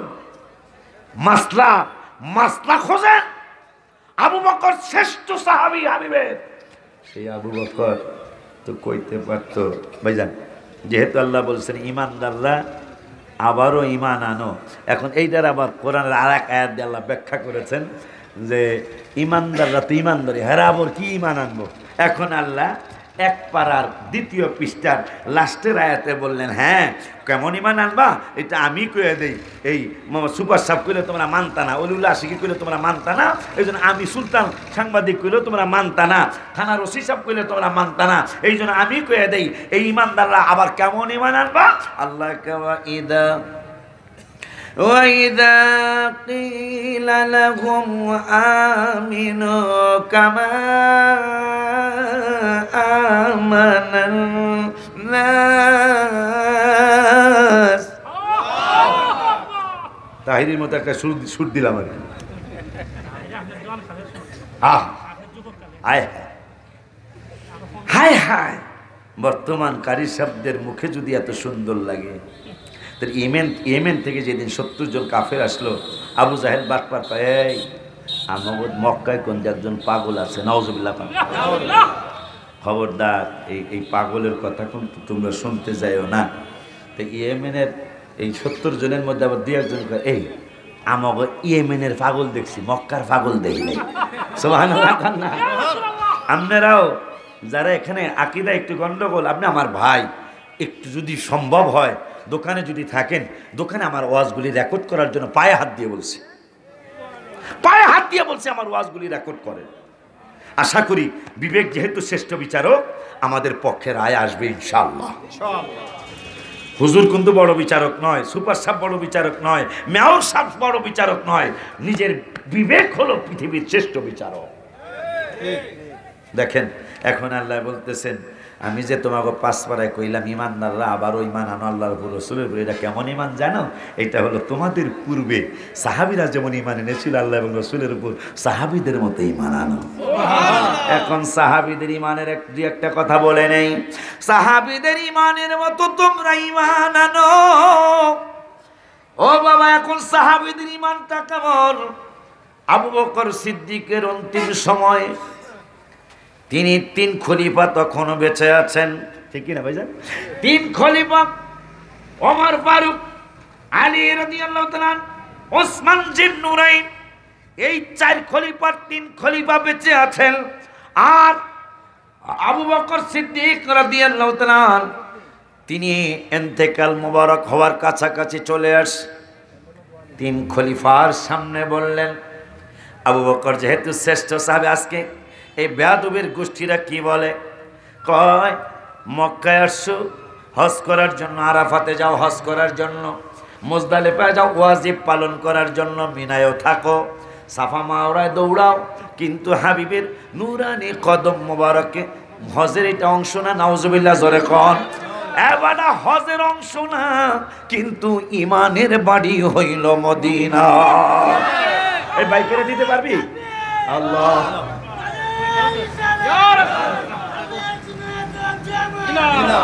এই গজলটা বাইর করে দিতে পারবা?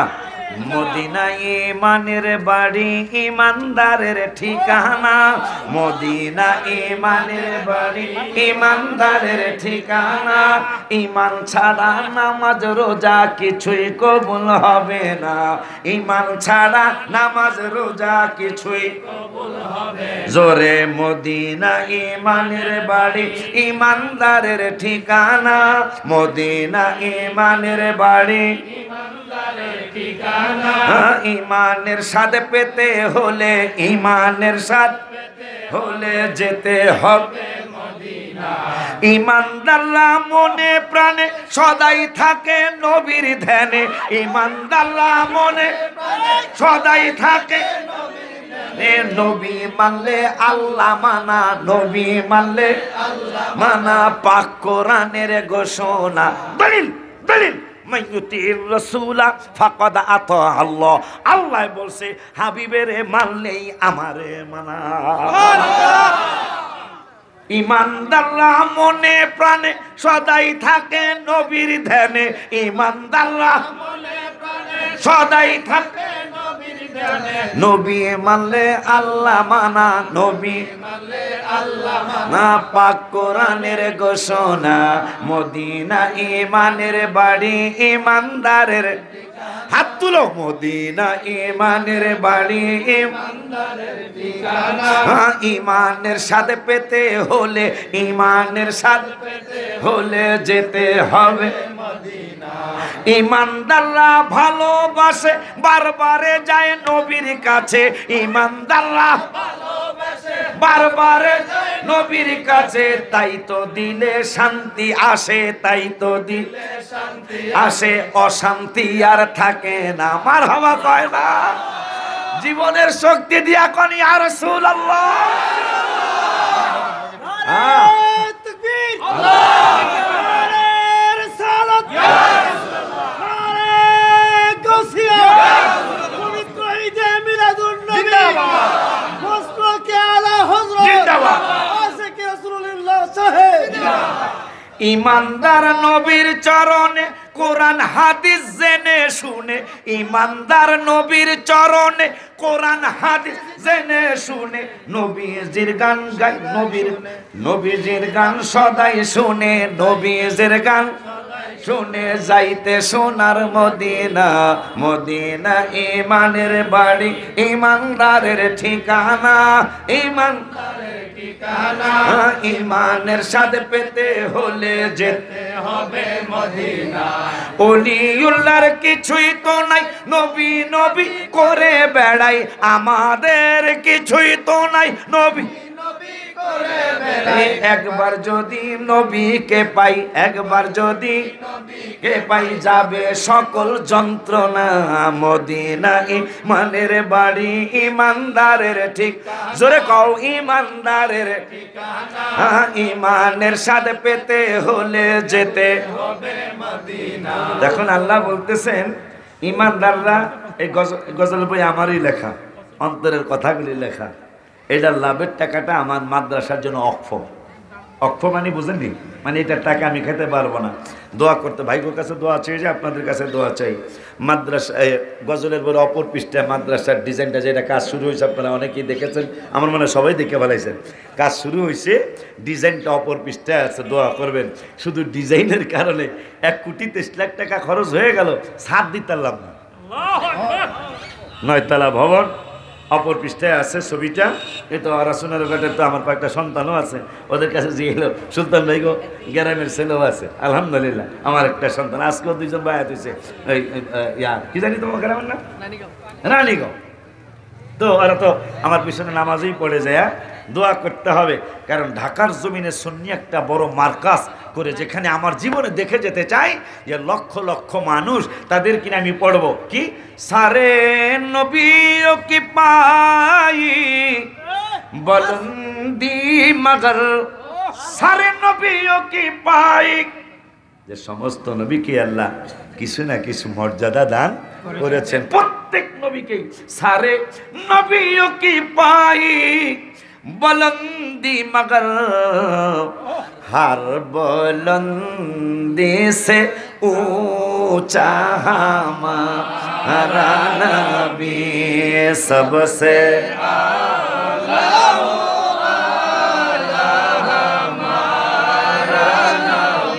দোয়া চাই আগামীকাল বড় এক ঢালাই মাদ্রাসার বিম ঢালাই প্রায় 300 বস্তা সিমেন্টের ঢালাই আগামীকালকে আল্লাহ জানে আমার না ঠেকায় আমিন বলেন আব্বাজান এখন আবু বকর সিদ্দিক শ্রেষ্ঠ সাহাবী যার ব্যাপারে কিতাবে আসছে সব আলেমরা জানে যে যেই লাইনের আলেম আম্মা জান আয়েশা বললেন ইয়া রাসূলুল্লাহ আকাশের তারার মতো কি কারণে গেছে নবী সাল্লাল্লাহু আলাইহি ওয়াসাল্লাম এটা ওয়াজটা পুরানো আছে নবী সাল্লাল্লাহু আলাইহি ওয়াসাল্লাম হ্যাঁ আসে তো কার ভাই আমার ওমরের সুবহানাল্লাহ আম্মা জান আয়েশা চেহারা মোবারক মলিন করে ফেললেন আমি ভেবেছিলাম এই কথাটা হয়তো আমার বাবার জন্যই বলবেন আকাশে তারকা কত বিজ্ঞানীরা কইতারে না নবী সাল্লাল্লাহু আলাইহি ওয়াসাল্লাম বললেন তারা যত ওমরের নেক তত আমার নবী জানে আকাশের তারা কত সুবহানাল্লাহ কয় না ওই আবু বকরের ব্যাপারে এখন মা আয়েশা সিদ্দিকা বেজার নবী সাল্লাল্লাহু আলাইহি ওয়াসাল্লাম বুখারী শরীফের হাদিস নবী উম্মতের অন্তরের কথাও বুঝে সুবহানাল্লাহ তো এখন আম্মা জানের আয়েশা রাদিয়াল্লাহু তাআলা আনহার অন্তর মুবারকের কষ্টটা নবী সাল্লাল্লাহু আলাইহি ওয়াসাল্লাম বুঝে ফেলছেন। বুঝে, আয়েশা তুমি কি কষ্ট পেয়েছ? কষ্ট পাওয়ার কথা কইছেন, পাবো না। এই আমি ভাবছিলাম এই নেক আমার বাবার হবে। আয়েশা বলো কি তুমি? আমার আবু বকরের সারা জীবনের নেক নয়, ওমরের সারা জীবনের নেক। কোনো কিতাবে লেখছে সমস্ত উম্মতের নেক, আর আর কোনো কিতাবে লেখছে ওমরের সারা জীবনের নেক যদি এক পাল্লায় দেওয়া হয়, আর আমার আবু বকরের যদি এক রাত্রের কিছুক্ষণের নেক যদি এক পাল্লায় দেওয়া হয়, আবু বকরের কিছুক্ষণের নেকের পাল্লাই ভারী হবে। সেই রাত্রটা কোন ডাগো?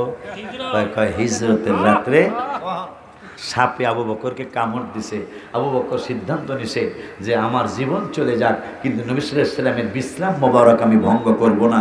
কারণ আমার জীবন চলে গেলে আর রাসূল সাল্লাল্লাহু আলাইহি ওয়াসাল্লামের বিশ্রাম মোবারক যদি ভঙ্গ হয়ে যায়, বিশ্রাম মোবারকের কাজা কোনোদিন আমি করতে পারবো না। এই জন্য আমি জীবন দিয়ে দিব, তাও হাবিব সাল্লাল্লাহু আলাইহি ওয়াসাল্লামকে জাগাবো না। এখন বুখারী প্রমাণ করে নবী সাল্লাল্লাহু আলাইহি ওয়াসাল্লামের চক্ষু মোবারক ঘুমায়, কিন্তু অন্তর মোবারক দিয়ে দেখতেছে।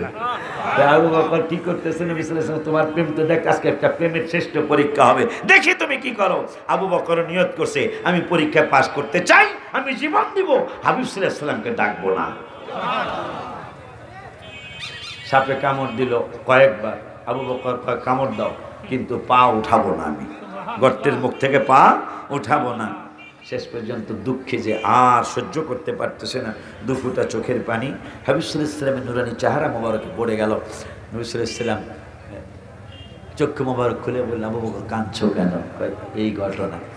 অসুবিধা নেই, এদিকে আসো, ওষুধ লাগিয়ে নেই। নবী সাল্লাল্লাহু আলাইহি ওয়াসাল্লাম থুথু মোবারক লাগিয়ে দিলেন, সাপের ব্যথা চলে গেল। এখন পরে উঠতে দাও, যে কারণ তুমি শুধু তো আমার উম্মত না, বুইস্তু ইলান নাসি কাফা ওয়া উরসিলতু ইলাল খালকি কাফা। আমি তো শুধু তোমাদের মানুষের নবী না, ওয়া উরসিলতু ইলাল খালকি কাফা, আমি তো সমস্ত মাখলুকাতের নবী। এর মধ্যে তো সাপটাও আছে।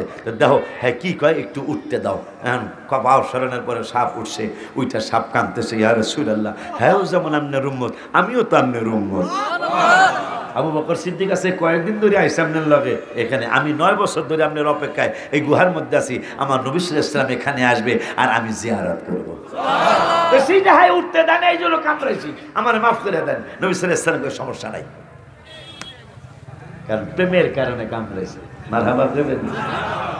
আব্বা জান, ওই আবু বকর তিনি ইন্তেকাল মোবারকের পূর্বে 3 খলিফাকে ওসিয়ত করলেন, সাহাবীদেরকে ওসিয়ত করলেন, আমাকে তোমরা হাবিব সাল্লাল্লাহু আলাইহি ওয়াসাল্লামের কদম মোবারকে রেখে দিও। আরও বললেন, কোন কিতাবে আসছে তোমরা নিজেরা তালা খুলবা না, আমাকে রওজা মোবারকের সামনে নিয়ে দাঁড়ায় থাকবা। আলী তুমি এটা বলবা, ইয়া রাসূলুল্লাহ, আপনার হিজরতের সাথী, আপনার গুহার সাথী, আপনার মদিনার সাথী আবু বকর আপনার রওজা মোবারকের সাথী হতে চায়। নবী সাল্লাল্লাহু আলাইহি ওয়াসাল্লাম সেখানে আরেকটা কথা, আবু বকর সিদ্দিক যখন আমার নবী সাল্লাল্লাহু আলাইহি ওয়াসাল্লামের সাথে হিজরতের পাহাড়ে গেলেন, আমি 3বার ঢুকেছি, আমার জীবনে পাথর এভাবে আমি চাটি নাই, কিন্তু নবী সাল্লাল্লাহু আলাইহি ওয়াসাল্লাম যেই গুহায় 3 দিন 3 রাত ছিলেন, এই গুহার পাথরগুলি আমি চেটে চেটে ঘেরান নিয়েছি, মনে হয়েছে সেই 1400 বছরের নবী সাল্লাল্লাহু আলাইহি ওয়াসাল্লামের শরীর মোবারকের ঘেরান এখনো পাথরের মধ্যে লেগে আছে। সুবহানাল্লাহ। এখন আবু বকর সিদ্দিক রাদিয়াল্লাহু তাআলা বলতেছেন, নবী গো, ইয়া রাসূলুল্লাহ সাল্লাল্লাহু আলাইহি ওয়াসাল্লাম, আমাকে একটু অনুমতি দেন, আমি একটু ভিতরে ঢুকি। কয় কেন? ভিতরে কোনো সাপ বিচ্ছু পোকামাকড় ময়লা আবর্জনা থাকতে পারে, আমি এগুলো একটু পরিষ্কার করে দিয়ে আসি। নবী সাল্লাল্লাহু আলাইহি ওয়াসাল্লাম কয়, তুমি পরিষ্কার করতে যাবা, তুমি আবার কোন বিপদে পড়ো? ইয়া রাসূলুল্লাহ সাল্লাল্লাহু আলাইহি ওয়াসাল্লাম, আমি বিপদে পড়ি, কিন্তু আপনাকে আমি কোনো বিপদে পড়বেন এটা আমি দেখতে পারবো না, সহ্য করতে পারবো না। আপনি তো রাত্রি দেখছেনই, আমি একবার সামনে যাই, একবার পিছনে যাই, একবার ডাইনে যাই, যখন ঘরের থেকে বের হলাম একবার বামে যাই। আপনি প্রশ্ন করেছিলেন, আবু বকর তুমি এরকম করছো কেন? আমি উত্তর দিয়েছিলাম যে সামনের থেকে তীরের আঘাত আসে, ওই তীরের আঘাতটা যেন আবু বকরের বুকে লাগে, পিছন থেকে পিছনে যাই, আবার পিছন থেকে যদি আঘাত আসে, আঘাতটা যেন আবু বকরের শরীরে লাগে, ডাইনে যাই, আমার শরীরে যেন ডাইনের আঘাত লাগে, বামে যাই, আমার শরীরে যেন বামের আঘাতটা লাগে। ইয়া রাসূলুল্লাহ, দেখেছেন এখন আবার এই গুহার পারে আসছি, এটার মধ্যে কি আছে না আছে, আমি একটু ঢুকি, পরিষ্কার করি। নবী সাল্লাল্লাহু আলাইহি ওয়াসাল্লাম যাও, ঢুকলো, পরিষ্কার করলো, সব সুন্দর করে পরিষ্কার করে বের হলো। নবী সাল্লাল্লাহু আলাইহি ওয়াসাল্লামকে আবু বকর একটা ঘোষণা, আবু বকর সিদ্দিক কয়, নবী গো কি ঘোষণা? আবু বকর হিজরতের রাতে তুমি এই জাবালে সুরে এত উপরে কষ্ট করে উঠে 6 মাস ঘুমায় নাও আমার মহব্বতে আবু বকর। এখন আবার গুহার মধ্যে ঢুকে তুমি গুহাটা পরিষ্কার করছো পোকামাকড়ে যেন আমাকে কষ্ট দিতে না পারে, আর আমি যেন কোনো ময়লা আবর্জনার মধ্যে শরীর মোবারক না লাগাই। ও আবু বকর, তোমার কাজটা বড় আমার পছন্দ হয়েছে।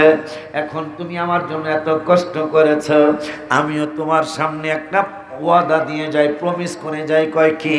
আবু বকর, তোমার অনেক পূর্বে আমি রওজা মুবারকে বিশ্রামে যাব। তুমি আমার দুনিয়ার গুহা পরিষ্কার করলে, তুমি আমার দুনিয়ার গর্ত পরিষ্কার করলে, আর আমি নবী সাল্লাল্লাহু আলাইহি ওয়াসাল্লাম আমার রওজা মুবারকে তোমার অনেক পূর্বে যাও।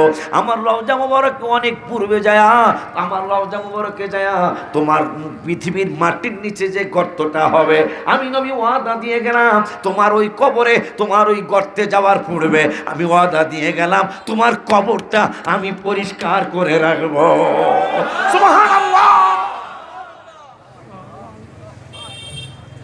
ওই আবু বকর তার আকীদা শোনো, যেহেতু ইসলামের মধ্যে পুরাপুরি ঢোকার জন্য আমার ও সাবজেক্ট দিছে, তার আকীদা বললো আমাকে, আমি মারা যাওয়ার পরে আবু বকর তো বলতে পারতো যে খানায় কাবা একটা নেক করলে 1 লক্ষ নেক, আরাফাতে না গেলে হজ হয় না, বাইতুল মুকাদ্দাস মুসলমানদের প্রথম কিবলা। আবু বকর সিদ্দিক কয় আলী ওমর উসমান তোমরা 3 খলিফা বেঁচে আছো, আমি ওসিয়ত করে যাই আমার ইন্তেকাল মোবারকের পরে আমাকে কিন্তু খানায় কাবায় কবর দিও না, আমাকে কিন্তু তোমরা আরাফাতে কবর দিও না, আমাকে কিন্তু মুসলমানদের প্রথম কিবলা বাইতুল মুকাদ্দাসে কবর দিও না, আমাকে মুজদালিফার ময়দানে বাবা আদম আর মা হাওয়ার প্রথম মিলনের স্থান হলো। দেখেন প্রত্যেকটা নবী রাসূল উলিয়াদের ইতিহাস। হজ হজ এই যে আরাফা, আমার বাবা আদম আর মা হাওয়ার প্রথম পরিচয় 350 বছর পরে। সুবহানাল্লাহ বলেন। এই জন্য আরাফা, আরাফার অর্থ হলো পরিচয়।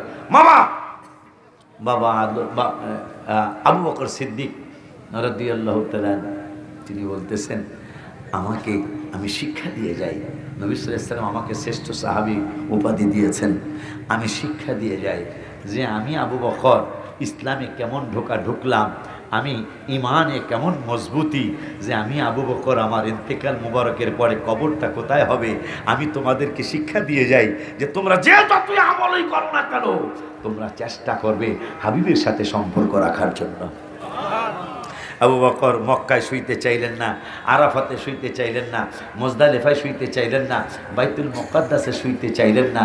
তিনি বুঝিয়ে গেলেন আমি ইসলামে কেমন ঢুকছি তোমরা দেখো, আমি কিন্তু হাবিবের কদম মোবারকে। আর 3 সাহাবী 3 খলিফা সিদ্ধান্ত নিলেন এই আজকে চান্দুর বাপ কোন নোয়ার ফলা নোয়া সোনার ফলা কোন নোয়া, কলিমুদ্দিন বলা সলিমুদ্দি কয়, নবী বলে হ্যার মতো। আর 3 খলিফা সিদ্ধান্ত নিলেন হ্যাঁ আপনি যাবেন কবরে, কিন্তু আমরা কিন্তু একটা সিদ্ধান্ত নিয়ে ফেলেছি। কি? হাবিব সাল্লাল্লাহু আলাইহি ওয়াসাল্লামের সিনা মোবারক, হাবিব সাল্লাল্লাহু আলাইহি ওয়াসাল্লামের মাথা মোবারক সোজাসুজি, আপনার মাথা মোবারক আমরা রাখবো না। আবু বকর মুস্কি হাসি দিয়ে লিমা দেয়, কেন হটেফেন কি হয়েছে? হাবিব সাল্লাল্লাহু আলাইহি ওয়াসাল্লামের মাথা মোবারক সোজাসুজি, আমার মাথাটা কেন রাখবে না? কয় আপনি তো হাবিবের মতো না। সুবহানাল্লাহ। আপনি তো রসুলের মতো না, এই জন্য যদি রাসূল সাল্লাল্লাহু আলাইহি ওয়াসাল্লামের সোজাসুজি আপনার মাথা মোবারকটা রাখা হয় তাহলে রাসূল সাল্লাল্লাহু আলাইহি ওয়াসাল্লামের মতো আপনাকে বানানো হয়ে যায়। এটা না, আমরা হাবিব সাল্লাল্লাহু আলাইহি ওয়াসাল্লামের সিনা মোবারক যেখানে আপনার মাথাটা রাখবো সেখানে। সুবহানাল্লাহ। ওমর ফারুক রাদিয়াল্লাহু আনহু যেদিন ইন্তেকাল করবেন তিনিও তো আম্মা জান আয়েশা সিদ্দিকার জায়গাটা নিয়ে নিলেন, চেয়ে আম্মা জান আয়েশাও দিয়ে দিল। দেওয়ার পরে ওমর ফারুকের ব্যাপারে 2 খলিফা বেঁচে আছে, ওসমান জিন নুরাইন আলী কারামুল্লাহ ওয়াজহাহু রাদিয়াল্লাহু তাআলা, এরা 2 জন সিদ্ধান্ত নিলেন হ্যাঁ আবু বকরের মাথাটা হলো হাবিব সাল্লাল্লাহু আলাইহি ওয়াসাল্লামের সিনা মোবারক বরাবর, আর আবু বকরের মতো আবার ওমর না, ওমরের মাথাটা রাখবো আবু বকরের সিনা বরাবর, কারণ নবীর মতো আবু বকর না, আবু বকরের মতো ওমর না। আর আমাদের কলিমুদ্দিন হলো সলিমুদ্দিন, দিনের মধ্যে মিশা কথা কয় হতারোডা, হেরাও পায় কলে নবী বলে এর মতো। আরে মিয়া আমারে সুলতান ভাই বাজার বাসায় খাইলাম, চিশতিয়া লাইব্রেরি ছিল নি তোমরা? একটা পাঠাগার আছে কিন্তু আমাদের সোনারগাঁতে, প্রবাসী আব্দুল হান্নান, আমেরিকা প্রবাসী, উনি একটা পাঠাগার করেছেন আমাদের। তোমরা যারা কিতাব কেনার পয়সা জোগাইতে কষ্ট হয়, তোমরা কিতাব আর কেনা লাগবে না। সোনারঘাট বাড়িটা কোনটা? উত্তর বড়াইলের কার বাড়ি? উত্তর বড়াইলের সুজনের বাড়ি। হাজার হাজার কিতাব, আমি দেখে খুশি হয়েছি, হাজার হাজার কিতাব এখানে কিনা আছে। তোমরা অবসর সময় ওখানে যা কিতাব পড়বা, উন্মুক্ত থাকে না? উন্মুক্ত থাকে, উন্মুক্ত থাকে। তোমরা এই কিতাব পড়বা, দেখবা আমাদের ওয়াজ তো শুনবাই, এরপরে ওই কিতাব পড়ে তোমরা অনেক আকীদা ইনশাআল্লাহ শিখে ফেলবা। তো ওই আবু বকর, ওমর, তাদের কবরটাও দেওয়া হলো নবী সাল্লাল্লাহু আলাইহি ওয়াসাল্লামের সমকক্ষ না বানাইয়া। মারহাবা বলবেন না? ওই ওমর, আবু বকর, ওসমান এবং আলী রাদিয়াল্লাহু তাআলা আনহুম, ওনাদের কেমন আকীদা ছিল। আনাস রাদিয়াল্লাহু তাআলা, যেহেতু পুরোপুরি ইসলামে ঢোকার কথা, আনাস রাদিয়াল্লাহু তাআলা, মুসলিম শরীফের হাদিস, তিনি চমৎকার করে বললেন, আমি দূরের থেকে চুনারুঘাটের শহর থেকে আমি নতুন ব্রিজের দিকে যাইতেছি। কথার কথা, কথা তো মক্কা মদিনার কথা। আমি চুনারুঘাট থেকে নতুন ব্রিজ চিনেন নিয়ে শায়েস্তাগঞ্জের মোড়ে নতুন ব্রিজে যাইতেছে। হঠাৎ করে দেখতেছেন যে আনাস রাদিয়াল্লাহু তাআলা বলতেছেন, রাআইতু রাসূলুল্লাহি সাল্লাল্লাহু আলাইহি ওয়াসাল্লাম ওয়াল হালাকু ইয়াহলিকুহু আতাফা বিহি আসহাবুহু ফামা ইউরিদুনা আন তাকা শারাতিন ইল্লা ফি ইয়াদি রাজুল। মহব্বতে কোন সুবহানাল্লাহ। আমার চুল যদি কারো খানার মধ্যে পাওয়া যায়, একটু আগে যে সুজন বাবাদের বাড়িতে খাইলাম, আমার সিরাজের যদি এই খানার মধ্যে চুল পাইতো, সিরাজ আমাকে কারণে বন্ধ হলো, সিরাজের খানা বন্ধ হইতো। কেন? চুল পাইলাম কাও। কথা কর ঠিক কিনা? বড় লোক আর গরিব মানুষ যদি একই শ্রেণীতে চুল কাটে, একই শ্রেণীতে চুল কাটলে, যদি আমি গরিবের চুল যদি আমার বড় লোক ভাইজানের শরীরের মধ্যে যায়, বড় লোক ভাইজানটা কারিগররা সরাইয়া দাঁত ফলাইয়া দেবো, চুল গায়ে আসলো কেন? কথা কন, কথা কন। চুল কি কাটস, গায়ে আসলো কেন? আমার শরীরে এই ফকিন্নি মানুষের চুল কেন আসলো? আর আনাস বলতেছেন রাদিয়াল্লাহু তাআলা, মুসলিম শরীফের হাদিস, কয় রাআইতু রাসূলুল্লাহি সাল্লাল্লাহু আলাইহি ওয়াসাল্লাম ওয়াল হালাকু ইয়াহলিকুহু ওয়া তাফা বিহি আসহাবুহু ফামা ইউরিদুনা আন তাকা শারাতিন ইল্লা ফি ইয়াদি রাজুল। আমি দূরের থেকে দেখতেছি হাবিব সাল্লাল্লাহু আলাইহি ওয়াসাল্লামের চতুর্দিকে সাহাবীরা ভিক্ষুক যেমন দাঁড়িয়ে থাকে, ওই রকম ভিক্ষুকের মতো হাত পেতে দাঁড়িয়ে আছে। যারা যেখানে আছেন একটু দেখেন। আনাস রাদিয়াল্লাহু তাআলা বলতেছে, যিনি 10 বছরের খাদেম আমার নূরের নবী, ওই খাদেম আনাস রাদিয়াল্লাহু তাআলা বলতেছেন, আমি দেখতেছি সাহাবীরা চতুর্দিকে দাঁড়িয়ে ভিক্ষুকের মতো হাত পেতে রয়েছে। হাত পেতে কেন হাত পেতে রইল আমি জানি না। আমি কাছে গেলাম, কাছে যায় দেখি ওয়াল হাল্লাকু ইয়াহলিকুহু ওয়া তাফা বিহি আসহাবুহু ফামা ইউরিদুনা আন তাকা শারাতিন ইল্লা ফি ইয়াদি রাজুল। নবী সাল্লাল্লাহু আলাইহি ওয়াসাল্লামের চুল মুবারক কাটা হচ্ছে।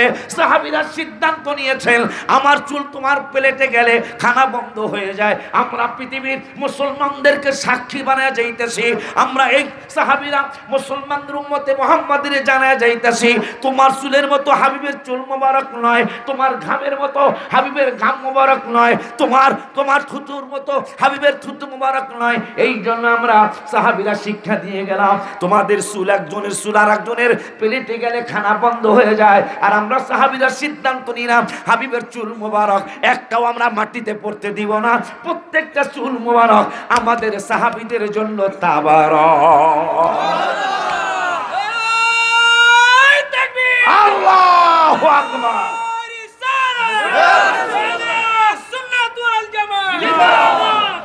এই জন্য আমি জিন্দাবাদ, এই জন্য আমি গজল লেখি, এমনি লেখি না তো।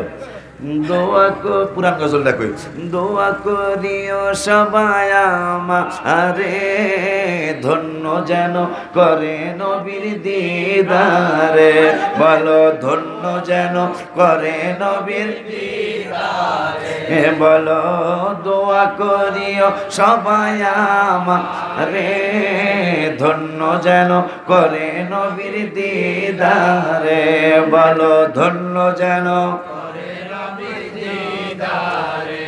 একটা ওয়াদা দিতে হবে, আগে একবার শুনলাম ওয়াদা দিবেন কি দিবেন কি, এবার চিন্তা করেন। দরুদ সালাম মিলাদ কিয়াম পড়ব জীবন ভর, পাই যে আমার নূরের নবীর নূরানি নজর। ওয়াদা দেন ওয়াদা দেন, দরুদ সালাম মিলাদ কিয়াম পড়ব জীবন ভর, পাই যে আমার নূরের নবীর নূরানি নজর। কারা কারা হাত উঠান নাই, নবী দেখছে কি না? হাত অবশ হয়ে যাবো গা, অবশ বুঝেননি, আর উড়াইতে পারবেন না। নামান নামান, প্রমাণ দিচ্ছি। নবী সাল্লাল্লাহু আলাইহি ওয়াসাল্লামের কাছে এক ইহুদি আসছে, বামাত দিয়া খাইতেছে। কি দিয়া? বামাত দিয়া খাইতেছে। নবী সাল্লাল্লাহু আলাইহি ওয়াসাল্লাম, এই তোমার ডাইন হাত ভালো না? ডাইন হাত দেখা ভালো না। আমার নবী কয় তাহলে এইরকমই হয়ে যাকবা। একটু পরে ডাইন হাত দিয়া, হাদিস, ডাইন হাত দিয়া এখন ডাইন হাত ওঠে না। হ্যাঁ, অনেক চিকিৎসা করছে, কিন্তু চিকিৎসা তো নবী তো বিজ্ঞানীদের বিজ্ঞানী, আমার নবী তো ডাক্তারের ডাক্তার। কেমন ডাক্তারের ডাক্তার? আমার মুশাহিদ মাদ্রাসার প্রিন্সিপাল দাস্ত হয়েছে, দাস্ত বোঝেননি, পাতলা পায়খানা হয়েছে। তা সাহাবী একজন পাতলা পায়খানা হয়েছে, নবী সাল্লাল্লাহু আলাইহি ওয়াসাল্লামের কাছে ইয়া রাসূলুল্লাহ আমার তো দাস্ত হয়েছে। নবী সাল্লাল্লাহু আলাইহি ওয়াসাল্লাম কয় মধুর শরবত খাও। তা সাহাবী বাড়িতে যান, মধুর শরবত খেয়ে যখন বাড়ছে আরো কি, যেমন আমাদের জ্বর হয়েছে, মুশাহিদের জ্বর হয়েছে, মুশাহিদ যা সোনারগাঁয়ের ডাক্তারের কাছে যায় কইছে ঔষধ দেন, তাই নাপা দিছে, নাপা এক্সট্রা দিছে, এইসব দিছে। তো যাই হোক, নাপা এক্সট্রা দিছে, কমে নাই, জ্বর আরো বাড়ছে। কয় খবর কি? জ্বর বাড়ছে। কয় তাহলে এইস খাও। তা নবী সাল্লাল্লাহু আলাইহি ওয়াসাল্লাম কইছে তুমি মধুর শরবত খাও। তাই পাগলা যায় মধুর শরবত খেয়েছে, পায়খানা আরো বাড়ছে। আয়া কই ইয়া রাসূলুল্লাহ বাড়ছে তো, কয় আবারও মধুর শরবত খাও, ওষুধ চেঞ্জ হবে না। আমাদের ভালো না হইলে ঔষধ চেঞ্জ হয়। নবী সাল্লাল্লাহু আলাইহি ওয়াসাল্লাম বললেন ঔষধের চেঞ্জ নাই, আবারও মধুর শরবত খাও। আবার মধুর শরবত বানাইলেন, পায়খানা আরো বাড়ছে। আইসেন আবার ইয়া রাসূলুল্লাহ আরো বাড়ছে তো, আবারও মধুর শরবত খাও। সুবহানাল্লাহ, তৃতীয়বার মধুর শরবত খাইছেন। আয়া খায় নবী অনেক ঘন্টা গেল গা, আর হইল না। কয় এইটাই নবী সাল্লাল্লাহু আলাইহি ওয়াসাল্লামের ঔষধ মোবারক, এই ঔষধ চেঞ্জ করি নাই, আমি জানি এইটাই তুমি ভালো হবে। আর আমাকে বহু ডাক্তার, এইটা আপনার কথা আছে, আমার শরীয়তপুরের ডাক্তারের কথা কইতেছি, ওষুধ লাগবো 2টা 5টা দিয়া দেয়, 5টা দিয়া দেওয়ার কারণে একটাই তো কাম হইব, কথা দিয়া দিলাম আর কি। এটা আমার সোনারগাঁয়ের কথা না, এটা আমাকে শরীয়তপুরের কথা কইতেছি। এরকম দেয়, আমি মনে মনে কই যে জ্বর হয়েছে আমারে নাফা দিব, নাহলে নাফা এক্সট্রা দিব, এরপরে না কমলে পরে দেখা যাবো। কিন্তু 6টা 7টা দিয়া লায়, কারণ কি? কারণ আছে তো আমার ভাইরা। কি জানি কমো, কি জানি কমো গজলটা, দুরুদ সালাম মিলাদ কিয়াম পড়বো জীবন ভর। ও তাই ওই পাগলারে কইছে ডাইনাত দিয়ে খাও, কয় ডাইনাত ভালো না, কয় ওই রকমই হইয়া যাবা। আর জীবনে তার হাত, কথা কয় না, আর হাত ভালো হয় নাই, ওইভাবেই সারাটা জীবন ছিল। আর আবার সাহাবী একজন হঠাৎ করে 92 বছর বা কম বেশি হবে বয়স, আয়া বাহাদুরি করতেছে, কয় আমি বুড়া হবো না। সুবহানাল্লাহ। সাহাবীরা কয় বুড়া কইছই, কয় বুড়া হইছি ঠিক আছে, কিন্তু আমার চেহারা বুড়া হবে না। সুবহানাল্লাহ। সাহাবীরা কয় কি প্লাস্টিক সার্জারি করছো? কয় নো। সাহাবীরা নো কয় নাই, মানে আমি কইতাছি নো, আমার চেহারা আল্লাহ যতদিন হায়াত দেয় আমার চেহারা যৌবনের চেহারা থাকবে, বুড়া হবে না। কয় কেন? আমার হাবিব সাল্লাল্লাহু আলাইহি ওয়াসাল্লাম একদিন আমার চেহারার মধ্যে হাত মোবারক বুলিয়ে দিয়েছিলেন, ওই দিন থেকে আমার আকীদা বিশ্বাস হয়েছে হাবিবের হাত মোবারক যেখানে লেগেছে আমার এই চেহারা আর কোনোদিন ভাস করবে না। পৃথিবীর আমার শরীরে সব বটে যাবে, কিন্তু চেহারা বলবে না। আর এক সাহাবী কথা দেখতে কয়, আমার সব বুড়া হইছে হইব, কিন্তু আমার চুল বুড়া হইব না। সাহাবীরা কয়, কারণ কি? হাবিবের হাত মোবারক আমার এই চুলের মধ্যে একদিন বুলাইয়া দিছিল, ওই দিন থেকে আমার আকীদা হয়েছে যে আমার 100-200 বছর হায়াত হইল, সব বুড়া হইব, কিন্তু আমার চুল বুড়া হইব না। আকীদা কি সাহাবীদের? আজকে সেই চাহিদা কথায় কথা মনে হয়ে গেল। নবী সাল্লাল্লাহু আলাইহি ওয়াসাল্লামের ছাত্র হলো সাহাবীরা, আর সাহাবীদের ছাত্র হলো তাবিঈরা। ঠিক নেই ভাইজান? আজকে তাবিঈর হাদিস মানে না, ইমাম বুখারীর হাদিস মানে। ইমাম বুখারী বড় ওলিয়া আল্লাহ, কোনো সন্দেহ নেই, কিন্তু আবু হানিফার চেয়ে কিন্তু সম্মানিত সে নয়। ইমাম বুখারী কিন্তু তাবিঈ হয় নাই, ইমাম আবু হানিফা তাবিঈ হয়েছে। সুবহানাল্লাহ বলবেন না বাজার? এখন এই ইমাম আবু হানিফার হাদিস হইল 200 বছর পরে, আর ইমাম বুখারীর হাদিস হলো 200 বছর পরে, আর ইমাম বুখারীর হাদিস কিন্তু 200 বছর দূর। আমি ভুলে যাই, ইমাম আবু হানিফার হাদিস 70 বছর পরেই নবী সাল্লাল্লাহু আলাইহি ওয়াসাল্লামের, নাকি বলো? হ্যাঁ, আর ইমাম বুখারীর হাদিস 200 বছর পরে। 200 বছর পরে যদি ইমাম বুখারীর হাদিস হয়, তাইলে কইতে হইব কি? কইতে হইব ভাইজান নাম বলে গেছে, আব্দুল কাইয়ুম থেকে, নাম কি? আব্দুল কাইয়ুম থেকে মুক্তার হোসেন, মুক্তার হোসেনের কাছ থেকে ওস্তাদ, ওস্তাদের কাছ থেকে মাওলানা রাব্বানী, মাওলানা রাব্বানীর থেকে মাওলানা সুলতান, মাওলানা সুলতান থেকে অলিউল্লাহ আশিকি, অলিউল্লাহ আশিকি থেকে নাম কি? মাওলানা আব্দুল আউয়াল, মাওলানা আব্দুল আউয়াল থেকে সিরাজুল ইসলাম, সিরাজুল, অন্তত 10-12 জনের পর হইল ইমাম ব্যাপারে কলা কলা, কথা পায় না। আর ইমাম আবু হানিফা হইল নবীর থেকে সাহাবী, 3য় নম্বর ইমাম আবু হানিফা। এখন 10-12 জনের পরে যদি ইমাম বুখারীর হাদিস বর্ণনা হয় সনদ অনুযায়ী, তাহলে ইমাম আবু হানিফাটা মাত্র 2 জনের পর, হাবিব সাল্লাল্লাহু আলাইহি ওয়াসাল্লাম আর সাহাবী। সুবহানাল্লাহ। এখন 10-12 জনের পরে যে হাদিসটা কিরকম হবে, আর 2 জনের পরে কি হবে, এটা একটু বুঝাই। একটা উদাহরণ দেয়া, এক বাদশার মাইয়া হয়েছে। কি হয়েছে? মাইয়া হয়েছে। তো এই সোনারুঘাটে মাইয়া হয়েছে, বাদশার বাড়ি সোনারুঘাট। এই সোনারুঘাটের বাদশার মাইয়া হয়েছে, নতুন ব্রিজ যায়, যেই বেড়ায় জানছে মাইয়া হয়েছে, হ্যাঁ, নতুন ব্রিজ যায় কইতাছে বাদশার একটা কালা মাইয়া হয়েছে। হ্যাঁ কইছে বাদশার একটা মাইয়া হয়েছে, যার কাছে কইছে সোনারুঘাট, এই সোনারুঘাটের বেড়ায় গেছে নতুন ব্রিজ, নতুন ব্রিজে যায় চা খায় আর খায়, বাদশার একটা কালা মাইয়া হয়েছে। খুব খেয়াল, এই হাদিস চিনানোর জন্য বুঝাইতেছি। প্রথম জন কইছে মাইয়া হয়েছে, দ্বিতীয় জন কইতাছে নতুন ব্রিজে খালা মাইয়া হয়েছে। এই নতুন ব্রিজে কইছে খালা মাইয়া, তো এই যার কাছে কইছে হ্যাঁ কাছে মিরপুর, আমি এগুলো চিনি না, চিনি তো। মিরপুর যায় আয় কইতাছে বাদশার একটা কাউয়ার মতো মাইয়া হয়েছে। প্রথম জন কইছে মাইয়া, দ্বিতীয় জন কয় খালা, তৃতীয় জন কয় খাওয়ার মতো। এখন যে কইছে খাওয়ার মতো, এই মিরপুর থেকে গেছে অলিপুর, অলিপুর যায়া চা নাস্তা খায় আর পায় বাদশার একটা কাউয়া হয়েছে। প্রথম জন মাইয়া, দ্বিতীয় জন কাউয়ার মতো কালা, তৃতীয় জন কাউয়ার মতো, চতুর্থ জন কয় কাউয়া। ও বাজান, আর একটা উদাহরণ দেই। আমাদের মুক্তার হোসেন সাহেবের ছেলেরে বিয়া করাইছে, ছেলেরে বিয়া করানোর পরে ছেলের ঘরে নাতি হয়েছে। নাতি বোঝে তো না? নাতি বোঝেন তো না?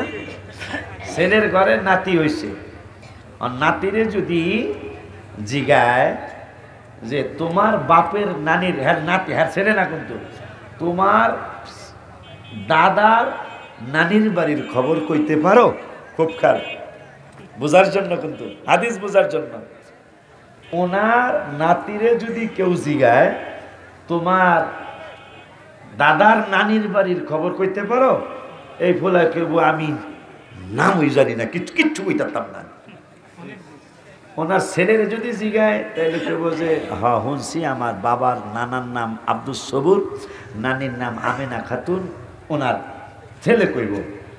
আর ওনার মায়ের যদি জিগানো হয়, এই আমার ভাইয়ের মায়ের যদি জিজ্ঞানো হয় আপনার বাপের বাড়ির খবর কি, কবে যে আমার বাবার নাম আব্দুল সুবাইর, মায়ের নাম আমিনা খাতুন, ভাইয়ের নাম আব্দুর রহিম, বোনের নাম সকিনা খাতুন, আমার ভাগ্নার নাম এই, ভাগ্নির নাম এই, সব হয়ে নেব 1 মিনিটের মধ্যে। আর যদি ওনার ছেলের ঘরের নাতিরে যদি মানে ওনার ছেলের বিয়া করেছে, এই ছেলের ঘরে একটা আল্লাহ ছেলে দিছে, নাতি দিছে, নাতির যদি জিগায় তোমার দাদার নানির বাড়ির খবর জানো, নো কথা কন কেন আমার নানির খবরই জানি না, আর আমার দাদার নানির বাড়ির খবর সুবহানাল্লাহ কইবেন না? সুবহান। ইমাম আবু হানিফা জানো সে কে? সালাসুনা শাহরা। ইমাম শাফি বলল 30 মাস, আর ইমাম আবু হানিফা ফি আমাইনি 2 বছর, মানে 24 মাস। দুটোটা কোরআনের আয়াত। দেখেন এরা যে প্রত্যেকটা ইমাম যে কোরআন হাদিস রিসার্চ করে মাযহাব তৈরি করেছেন, সেটা কোরআন দ্বারা প্রমাণ। ইমাম শাফি গ্রহণ করলেন যে আমি 30 মাস গ্রহণ করলাম, কোরআনে দুটোটা, একটা হলো আমাইনি 2 বছর, 2 বছর দুধ পান করবে। ইমাম আবু হানিফা কয় 2 বছরের বেশি না। এখন ইমাম শাফি কয় নো সালাসুনা শাহরা, 30 মাস দুধ পান করবে মায়ের সন্তান। দুটোটাই কোরআনের আয়াত। এই জন্য প্রত্যেকটা মাযহাব কোরআন এবং হাদিসের উপর প্রতিষ্ঠিত। সুবহানাল্লাহ বলুন। মাযহাবের ইমামদের নিজস্ব কোনো মত নাই, তারা প্রত্যেকটা মত কোরআন হাদিস রিসার্চ করে দিয়েছেন। ওই ওনার নাতি যেমন নানির খবর জানে না, ঠিক এখন 1400 বছর পরে আইসা কদ্দুর জানবো? কথা কন না খেলে গা, মাত্র নাতি জানে না, তাইলে ওনার নাতির ঘরে নাতি, নাতির ঘরে নাতি, নাতির ঘরে নাতি, এগুলো যদি জিগায় যে তোমার ওগুলো কইেন না, কথা ঠিক কিনা বলবো না? আব্বা জান অনুরোধের সুরে বলছি, ইসলামে পুরাপুরি দাখিল হওয়ার জন্য 1 নম্বরে ঈমান। ঈমান কি? বুখারী শরীফের হাদিস, হুব্বুর রাসূলি মিনাল ঈমান, রাওয়াহুল বুখারী। নবী সাল্লাল্লাহু আলাইহি ওয়াসাল্লাম বলেছেন আমার ভালোবাসার নামই হলো ঈমান। তাহলে গজলটা কয়ালাই, হ্যাঁ গজলটা কই, তাহলে মহব্বতে সবাই কইতে হবে, না পারলে হ্যাঁ করতে হইব। দোয়া করিয়া সবাই আমারে ধন্য যেন করে নবীর দিদারে, বলো ধন্য যেন এ বাবা দরুদ সালাম, কি জানি হাত উঠায় ওয়াদা দেব আল্লাহর সাথে রসুলের সাথে, দোনো হাত। দরুদ সালাম মিলাদ কিয়াম পড়ব জীবন ভর, পাই যে আমার নূরের নবীর নূরানি নজর। হায় হায় যাইতে চাই মদিনার শহর নবীজির দারে, যাইতে চাই মদিনার শহর নবীজির দারে, ধন্য যেন করে নবীর দিদারে, বলো ধন্য যেন নবীর দিদারে। হে বাবা কোরআন পাকে বলিয়াছেন দয়াল রাব্বা না, নবীজিকে ছাড়া মোদের ঈমান হবে না, বলো কোরআন পাকে 26 পারায় বলছেন রাব্বা নবীজিকে ছাড়া মোদের ঈমান হবে না।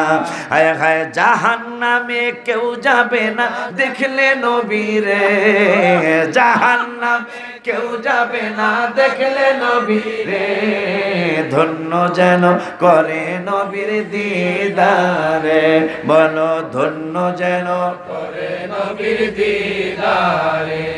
একটা বাবাই কি পামো এই গজলের মহব্বতে মদিনায় যাওয়ার উদ্দেশ্যে, বাবা মা যেন কবরে শান্তি পায়, প্যান্ডেলটা বানায় দিবেন আগামী বছর। নম্বরে আল্লাহর উপর ঈমান আনার পরে হাবিবের উপর ঈমান এনে ঈমানটা মজবুত করবেন। এরপরে 5 ওয়াক্ত নামাজ পড়বেন, বাবাকে মাকে কষ্ট দিবেন না, পরের হক নষ্ট করবেন না, পরের হক নষ্ট করবেন না, সুদ ঘুষটা খাবেন না, দিবেন না। এটা অসুন্দর, এটা সুন্দর না, এটা সুন্দর না। তো যাই হোক, আমরা একবার শুধু রাসূলকে একটু সালাম দিয়া মোনাজাতরা করব। ইয়া নবী সালামু আলাইকা, ইয়া রাসূল সালাম।